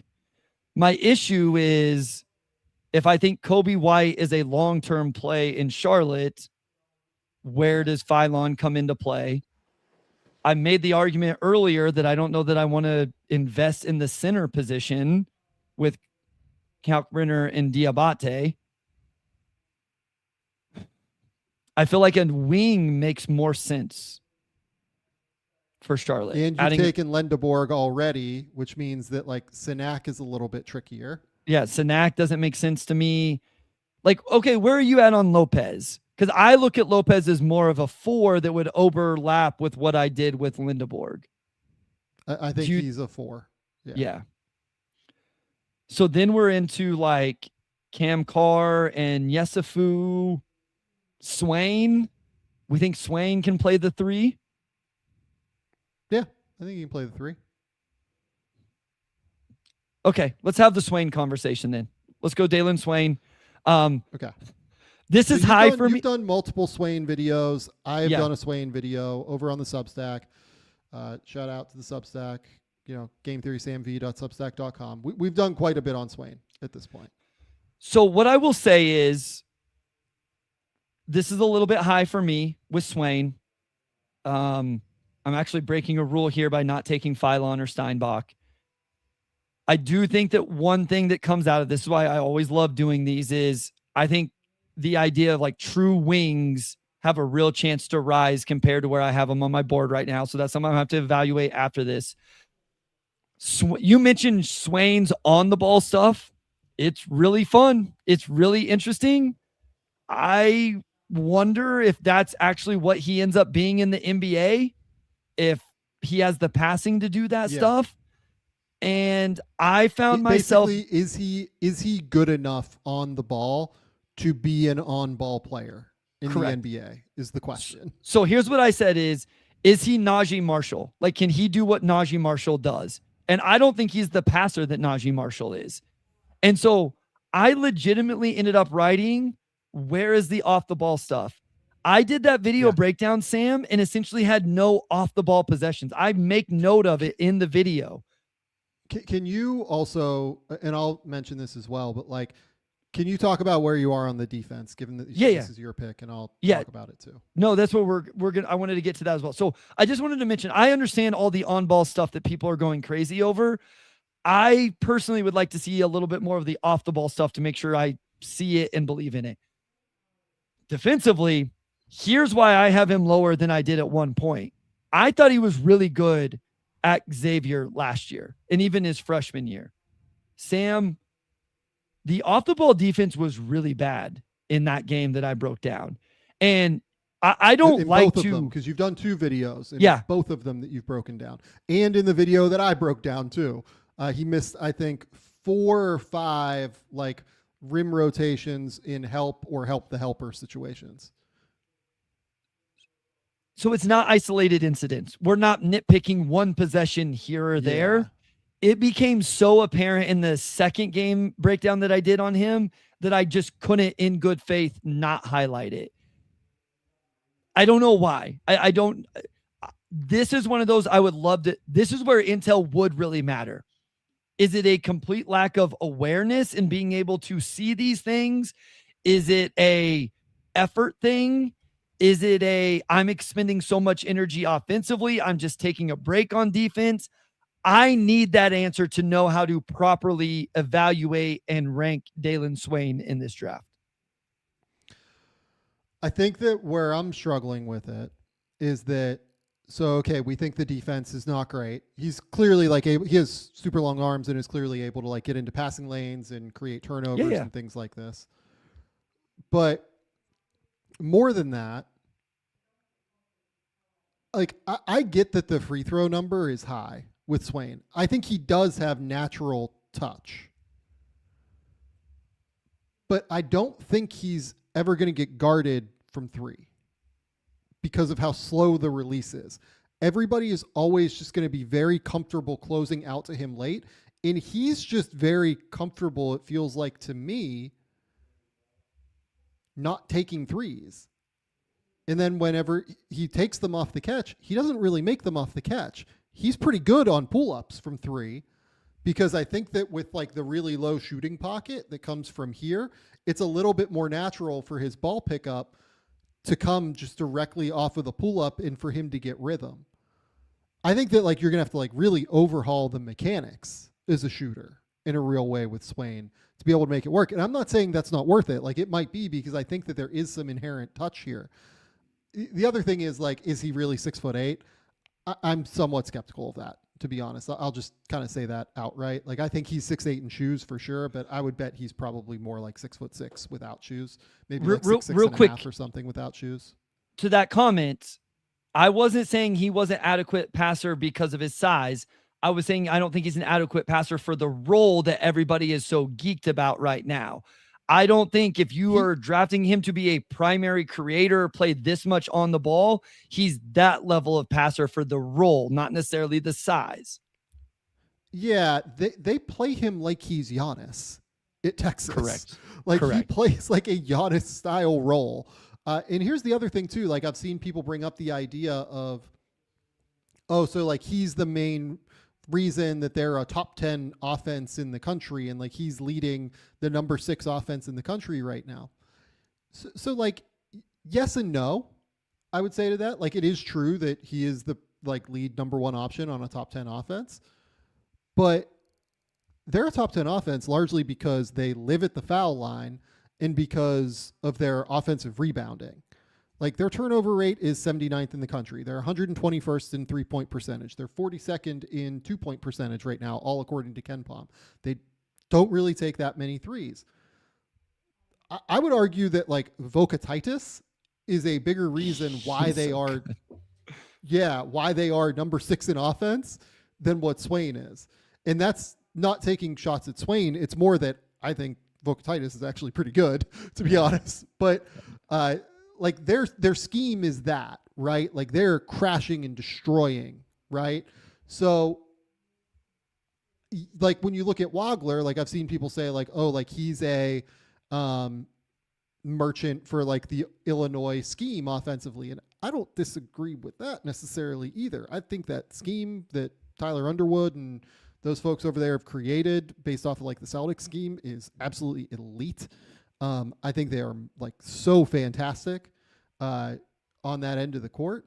But like the whole reason that they limit turnovers is that Wagler is the point guard there and doesn't really turn the ball over. They're 13th in the country in turnover rate.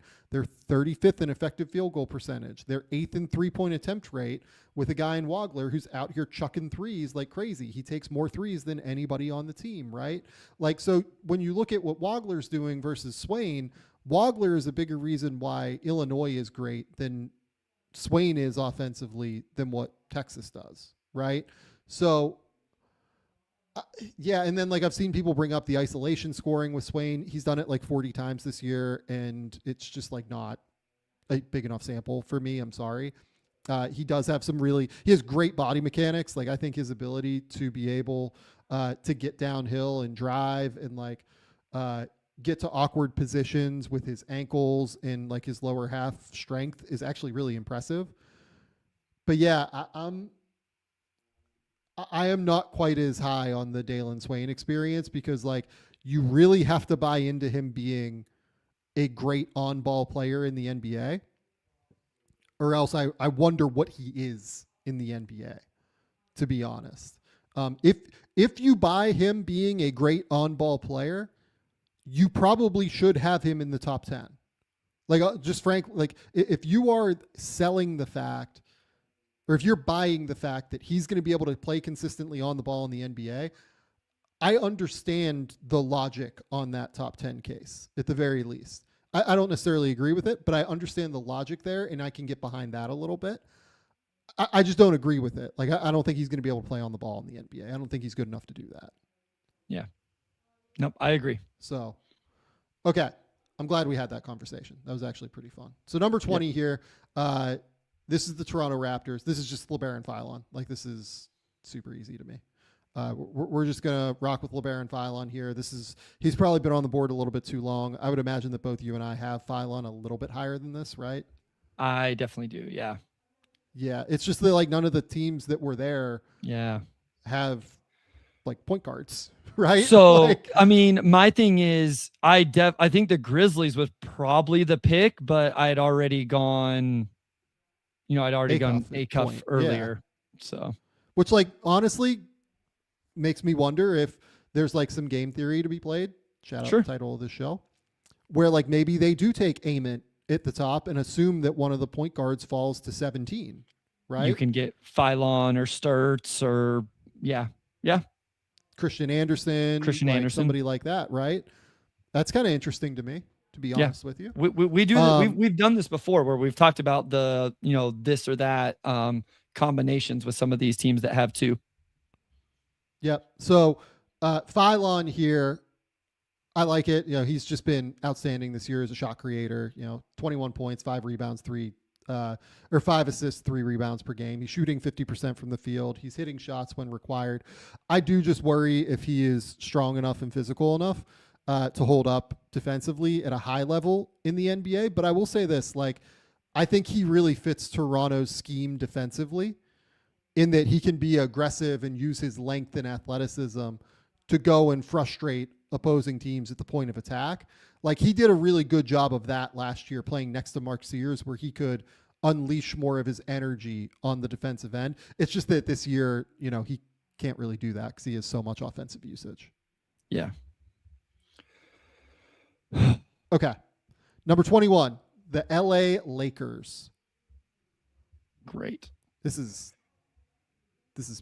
I would imagine this is easy for you. I would go a different direction, but this should be pretty easy for you.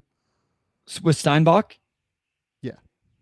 So I'm struggling though, because I'm questioning whether that's the right big for Luka. See, this is my question. Like, I think Vesar makes more sense. Or even Merez. Neither of those two would even be my guys here, or my guy here. Who would be your guy? Who's the other? I would take Krivas if I was the Lakers. Oh, okay. Big drop coverage, big 7-2, can catch lobs like for days. That's kind of an amazing fit. But like, I do love, like, I think Steinbach is like a monster rebounder. And I will say this about Steinbach. You did the video yesterday, so you can talk about this a little bit. But like, I think Steinbach's timing on rolls in like short rolls and how to open up in rolls is actually really good. And I think that like that part of it would really track with Luka as well. Like Steinbach would be the like more versatile roller. Krivas would be like, all right, you just want 7'2" guy who can run downhill and play drop coverage and go. Or Vesar, like, pick and pop guy.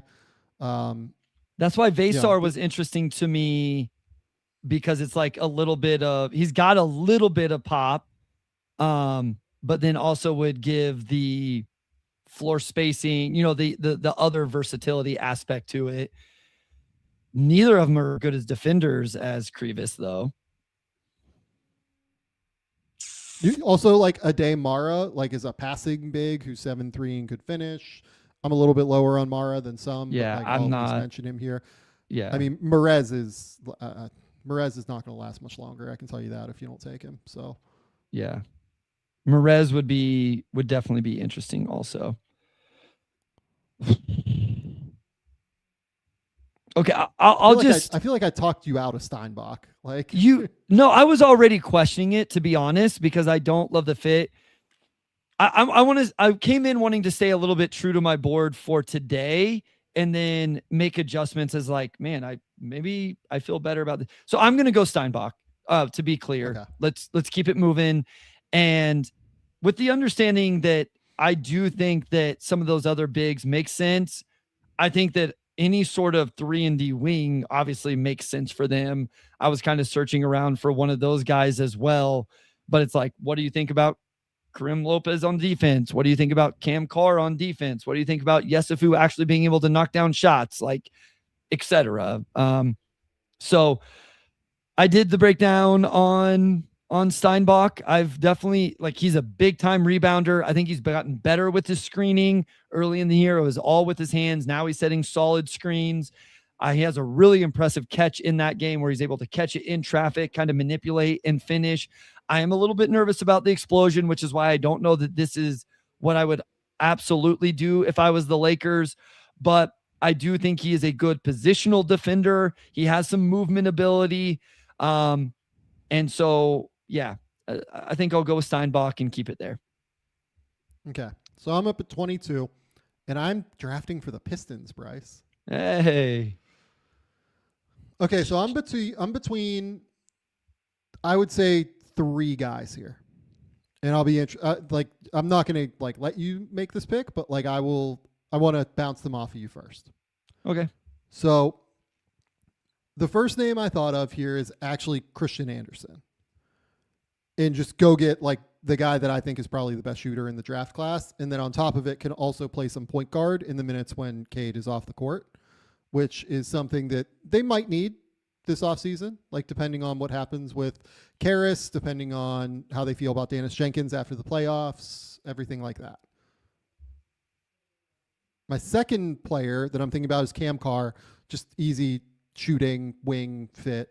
You know what I mean? Scoring wing, length, athleticism. My third was actually Sinak in terms of like him fitting like the too big arrangement where he can play with both Isaiah Stewart and Jalen Duren in theory because of the burgeoning perimeter offensive game, as well as like the super high level rebounding. Sinak just feels like a guy that Detroit particularly would really like to me. I don't know. Like where are you at with those 3 names that I gave you? I love 2 of them. I don't think Christian Anderson would be as much of a play for me for Detroit. I understand the idea. We'll see how the rest of the season in the playoffs go with Dennis Jenkins. If they really, I just think there's a big move for Detroit if the playoffs don't go well, and that's probably how you acquire a secondary creator, and therefore the off-ball floor spacing shooting of Cam Carr, or what I think Sinak is the most interesting one because they have a hole at the 4 that might be by committee when Tobias Harris is no longer the starting 4-man starting in 2026. And whether he's the actual starter or rotates in there or whatever, and the potential floor spacing from him, he makes a lot of sense for them to me. Yeah, I'm going to go Sinak. I like the upside of this. This is a really good swing, and this would be like an amazing swing for them having acquired this pick for Jaden Ivey, like moving up from 30 to 22 to take like this amazing upside flyer. This is interesting to me. Yeah. Okay, you're up with the Atlanta Hawks again. You took Kingston Flemings earlier. So, yeah, I think that the board is basically open to you, whatever you want to say. Yeah. I mean, all right. They could go big. Yeah. I mean, we only have on Kongwu. I think it would have to be like a big, like a, like I don't think they're taking another, like I don't think that Merez would make sense for them when they already have a Kongwu. You know what I mean? But yeah. I think they would go like big if they would want a big. So like Vesar. Vesar is a big. Yeah, he's big enough, I think. Yeah. Okay. I like Vesar. Wing, they could go shooter. Okay, so let's talk about Vesar. Yeah. So I'm gonna go Vesar here. Yeah, I like his skill level. I worry a little. I'm interested to see what you think about the big guy things. We talk about this all the time. Can you do the big guy things? And that's where I'm a little bit nervous. I have seen him catch some lobs and show some vertical explosion that made me feel a little bit better. I like the skill though. He shows the ability to set highway screens. I think he's a movement defender, not a switch big, but I think he can move. I love the way he contests with verticality. He's so good with that. I worry a little bit about the strength, which I think was your hesitation when I said, is Vesar a big or not? So where are you at? I also think he can be a good passer. So like short roll passes, they will run an inverted ball screen with him and Caleb Wilson where he's actually throwing the pass and he can operate from the top of the key. So I like all of those things. My worry is, what are the true big guy things? Is he going to be too limited there? Does he rebound well enough? Does he, Like even actually is he even vertically explosive enough to like be that lob threat on runs to the rim and all of those things? maybe not vertically enough, but I think he moves well enough. The thing that I think Quinn Snyder would like here is I think he'd like the shooting, like another big who can step out and shoot like Vesar can. Like I think that would be something that would be really exciting to him. I think he'd probably like the movement ability to play a little bit more consistently at the level in ball screens. I also think he'd like Krivas, like with the ability to like just have a big drop coverage big like he did in Utah too, though. So yeah, it's interesting. I think Vesar's fine. I don't mind this. Okay. So I'm up at 24. This is the New York Knicks. Okay, this is probably just Merez Johnson. Okay. Right? Oh yeah. Go get I love it. Go get like awesome big physical. I mean, Mitchell Robinson's a free agent, right? Yeah. Yeah. Just go get like awesome dude who's tough and who's a winner, who finishes plays all the time, who crashes the offensive glass, who like can guard multiple positions. This feels like a home run next to Towns to me. Like this in like playing as their backup center. This is like the easiest pick in the world if he's on the board for the Knicks. Yeah, I like it. No, this is good. Yeah, Monster we're defender. Play so hard. Yeah. Yeah. Like to me, like he is, I've said this before, but like he's Michigan's best defender. Like I know that people get excited about Lendeborg with like the versatility that he displays. I think that like Lendeborg's okay on defense. I don't think he's a monster on defense. It's just that he's able to guard multiple positions. But Merez is like able to execute multiple different screen coverages, and he's able to, stick with guys in switch situations, and he's strong and he's powerful. Like it's just a lot of Isaiah Stewart-y things. Like I absolutely adore Merez. He's one of my favorites in this draft class. Love it. Okay, 25. I'm gonna take the Denver Nuggets. I'm going to take Cam Carr here. So we're going to go ahead and get him off the board. Add some, floor spacing, some shooting, dynamic score, averaging 19 a game at Baylor this year. A real athlete that I think would learn to cut off of Jokic and Murray. A guy that can get out in transition if they want to play and, those kick ahead passes and all of that. I think he still has some room to grow defensively. I think he's a disruptor, but he has room to grow defensively and obviously with his strength. But the dude has a ridiculous wingspan, real athleticism, and he can put the ball in the basket. Yeah, this is actually just like an easy pick. I like this a lot for them. This makes a ton of sense. Okay, I'm up with the Philadelphia 76ers. There's some teams that it's just like, no way, I don't want to draft for them. No. I love this. I love being able to draft for them here.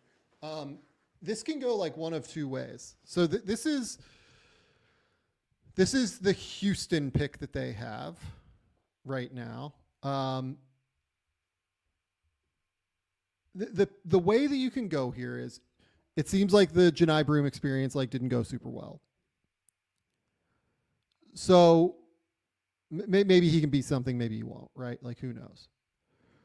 You could go get like Karim Lopez to be like a big crash bang 4, which I think would really work within what they do. Or you could try and go get a backup center again for Joel, which is obviously incredibly important for them. I think I am just going to take Lopez. I think that the value here is good enough to where he is good enough as a shooter, floor spacer to help with the like space that they need for guys like Joel, obviously drives from Tyrese Maxey and VJ Edgecombe. I think they have enough defensive infrastructure to account for him at the very least. But I like the rebounding. I like the physicality that he would be able to bring at the position. He is somebody who like has no problem getting his nose dirty. And they are a team that is currently 26th in defensive rebounding, actually. So I do like Karim here at 26 is kind of my take. Yeah, this is right in the range that I have him. He's, I've watched some games this year where he had big time performances over in the NBL. And I think this is our first, probably going to be our only international, right? Might be, yeah. So no, he great size, plays hard, really good on the offensive boards. Defense is can be a treat at times. Yeah. So it got better throughout the year. I will give him credit for that. Like it genuinely got way better throughout the year. But I mean, it went from him being like the worst defender in the NBL to like not that anymore, at least. Like not quite average, but not like a total catastrophe out there either. So he showed improvement, and I do want to give him credit for that. Sure. Okay. Number 27, you're up with the Boston Celtics. So I'm getting to the point, like there's just guys I want to talk about. So I'm gonna take Joshua Jefferson here. I do think what a fun player for them. Yeah, I think a true backup big would be in play here as well. So again, like Krivas or all of these different centers, I just kind of want to talk about him. Here's my struggle with Joshua Jefferson, Sam. I feel like it's a archetype of player I've been burned on before, like a 4-man that's a great passer, really impactful rebounder. Is the jumper quite good enough? Is the defense as good as what everybody else seems to think about it? I like him as a player. I think he does a lot of things. The 3-point jumper has gotten better this year. He's at 36%, but like the volume on his career is so low. Like if you worry about Yaxel Lindeborg shooting, I don't know how then you are super confident that Jefferson is just because he's better this particular year. When you look at the career number, I feel the same. When you look at the career numbers, there's nothing about Jefferson's that make you feel any better than Lindeborg. Now, to be fair, we're talking about 15 spot differences. I understand that. But yeah, I just think he's a really fun player, and I think plays a position that they could use in Boston as well. It's interesting. I like like just the as player. The 4-man body. Like I don't know that you look through the roster and there's the backup 4-man body on the roster. I feel like he could slot in there and get minutes. Yeah, maybe not right away, but I don't mind that. I think that works. So Cleveland is up at 28. This is hard because, like,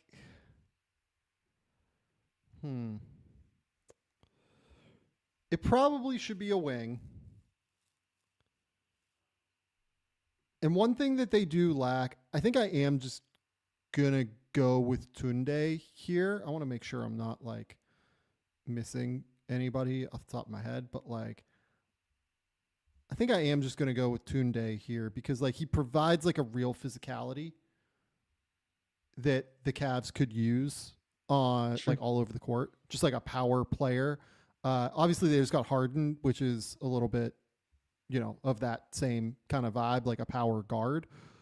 But Tunde is just like a little bit different. Like you can throw him the ball in the mid post. I don't know how much NBA teams are going to do that, but like Baylor has done that a lot recently. He's a power scorer. I don't know how much of the game's going to translate on offense. I do think he plays super hard on defense. I worry a little bit about the hip flexibility. This is more the range for Tunde to me, though. Like, I know some people think he's like a late lottery potential top 20 guy. Like, I see like end of the first round, early second for him kind of all day personally. Yeah, this is the exact range I have him in. So, yeah. Okay. You're up at 29 for the Dallas Mavericks. This is the pick that comes to them from the Wizards via Oklahoma City for Anthony Davis. So again, this guy is right in this range on my board, and another player I just want to talk about. And I think they could use, a guy that could get a bucket and really shoot the ball. So let's talk about another freshman from Arkansas, Malik Thomas. 43% from the field, 41% from 3. I think he's a guy that has the potential to score at all 3 levels or put the ball in the basket at all 3 levels. I always come away impressed that he is more than just a shooter. He'll put together some tough drives and finishes, has some twitch and burst. I think he plays hard. It's a little bit chaotic. Where are you at defensively? I feel like he's super active, but I don't know that it's always controlled. He took the Phylon matchup when they played Alabama. I can't quite decide what I think about Malik Thomas on the defensive end. Plays hard and cares, but doesn't know how to like modulate that and like be aware of what's happening around him off the ball. I think if you give him an assignment, he's not bad at the assignment. Sure. But like just the flow of making decisions on the fly is where I struggle with him a little bit. Do you have him in this range? I have him a little bit lower personally. Sure. There are a number of guys I have ahead of him that are still on the board, I would say, but not more than 5 or 6. But yeah. Like we're into the range now too, where like I think we'll talk about this at the end, but like guys would probably be considering going back at this point. 100%. Well. 100%. So I'm up at 30. This is the Minnesota Timberwolves. This is so gross because I just want to take Krivas, and I can't believe that I'm not going to take Krivas when I have like a top 20 on him, or like right around like 20th or so on my board. And like they just took Baron J to be Gobert's like, backup / long-term replacement. So like I can't even do that. I thought this one would be easy for you based on something you said earlier. I think it's just Christian Anderson. Yeah. Okay. Yep. Like, I think that's just like the very obvious, simple pick here. I want to like stop and think really quickly and make sure I'm not missing something. Yeah,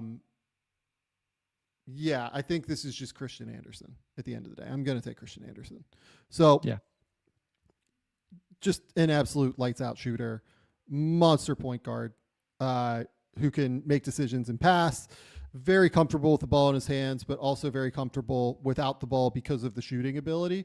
I do genuinely think he has a case as the best shooter in the draft. I understand that there are other names people want to bring up. Like if you want to say Momcilovic, I'm all for it, to be fair. Like that dude is just an absolute joke of a flamethrower as a shooter. But like it's the different ways that Christian Anderson can get to his shot which are so impressive to me. And that release is absolutely lightning fast.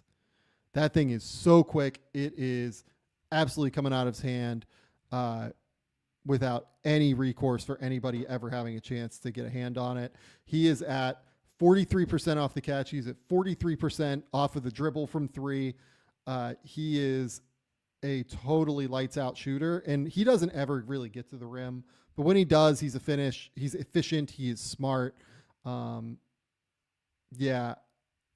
I'm going to go Christian Anderson here. I feel pretty good about this one, to be honest. If he was to fall to 30, this would be an amazing pick for Minnesota. Yeah, I agree. Okay, so to replay what we did here. AJ Dybantsa 1, Darryn Peterson 2, Cam Boozer 3, Caleb Wilson 4, Kingston Flemings 5, Keaton Wagler 6, Darius Acuff 7, Michael Brown 8, Nate Ament 9, Koa Pete 10, Jaden Quaintance 11, Braylon Mullins 12, Yaxel Lindeborg 13, Thomas Houck 14, Braden Burries 15, Bennett Sturts 16, Pat Gungba 17, Amari Allen 18, Dalen Swain 19, LeBaron Philon 20, Hannes Steinbach 21, Chris Stanak 22, Henri Vesar 23, Merez Johnson 24, Cam Carr 25, Karim Lopez 26, Josh Jefferson 27, Tunde Yesufu 28, Malik Thomas 29, Christian Anderson 30. Who did we leave out there that you want to talk about? I mean, so what? Funny enough, those are my top 30 players, but Krivas, that's amazing. I'm sure. Good for you. Yeah. Tyler Tanner's, I'm sure, a name people are going to be yelling at us. Alan Graves. Krivas is the name for me for sure. Yeah. That's like the number one. Like this is. We've done the Alan Graves thing. I think I like Isaiah. Graves has to go back to me. Like that's just the easy answer.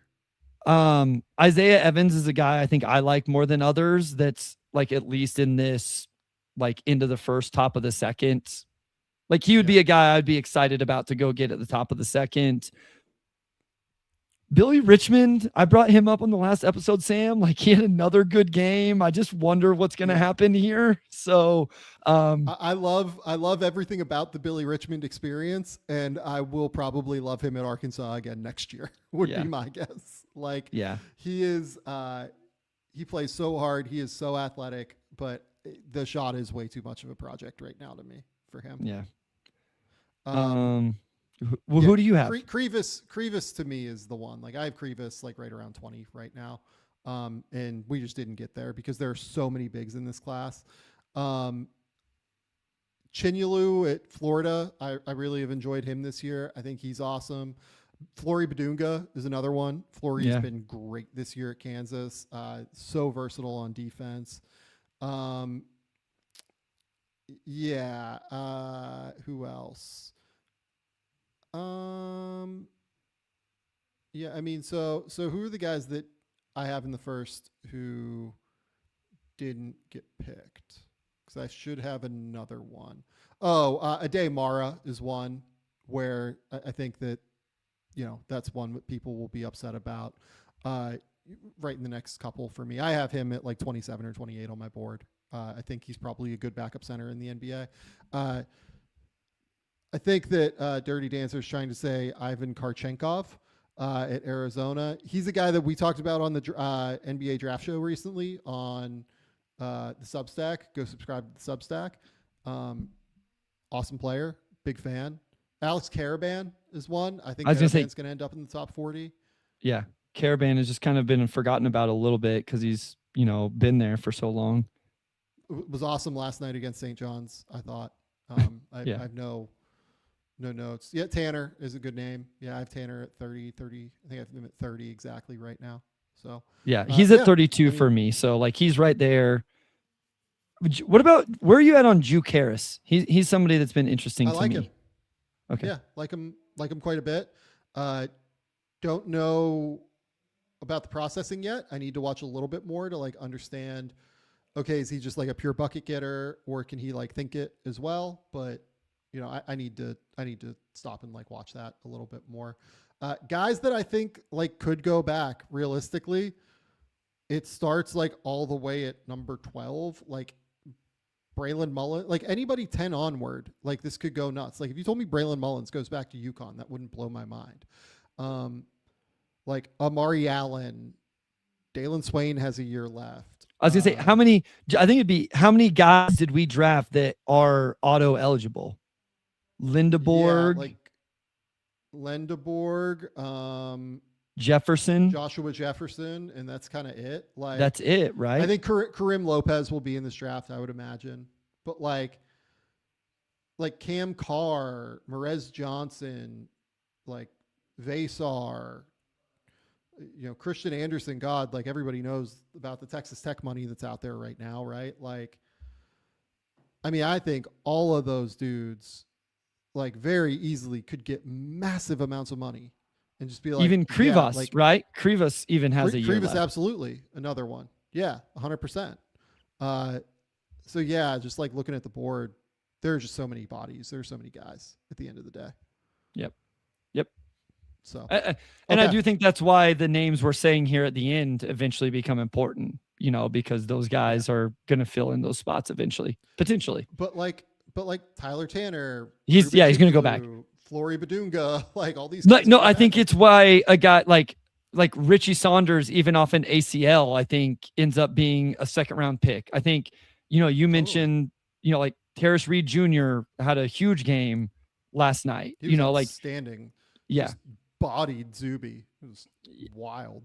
Yeah. I mean, like guys like that are going to become, they're going to get into these conversations whenever people drop out. So. Yeah. No, I agree. Okay. That's all we got today. Appreciate all of you immensely for coming to hang out. 2 hours basically on the dot for a mock, Bryce. Like we did pretty well here. No, there was a couple times you got us moving along as we were having a conversation. It's like, okay, Sam's serious about this one. Okay. I felt like we had to. We can't play games, Bryce. We got to get the people moving. Yes. Got to get them in and out. Okay. Tell the people where they can find your work. Tell the people what's going on, Bryce. At Motor City Hoops on Twitter, on Blue Sky, Motor City Hoops Substack. If your favorite team plays the Pistons, I will have notes on them as well. Obviously, the Game Theory Substack, which we have mentioned multiple times. We have the NBA Draft Show. We have Sam's breakdowns. I will also continue to get breakdowns over there. I have a 3-day weekend from school, so I might be able to get a couple more in. We got spring break coming up, so hopefully I can contribute even more to that moving forward. And then, of course, always keep it locked in here at the Game Theory Podcast with Sam Vecenie. Go to The Athletic. Keep me employed over there. You will have a mock draft based on like what my intel is coming up later on Monday or Tuesday. I don't know exactly when that's going, but go there. Keep me employed over there. Appreciate all of you immensely for doing that. Go to the Substack, like Bryce said, gametheorysamv.substack.com. Shout out the folks over at Fanatics, big time new partner of the show. We love the people over at Fanatics. Andy and that team have been amazing to work with so far. We appreciate everybody over there immensely for jumping on board and becoming an awesome partner with the show. That's all we got. So until next Sunday, or this coming Sunday, we'll talk soon.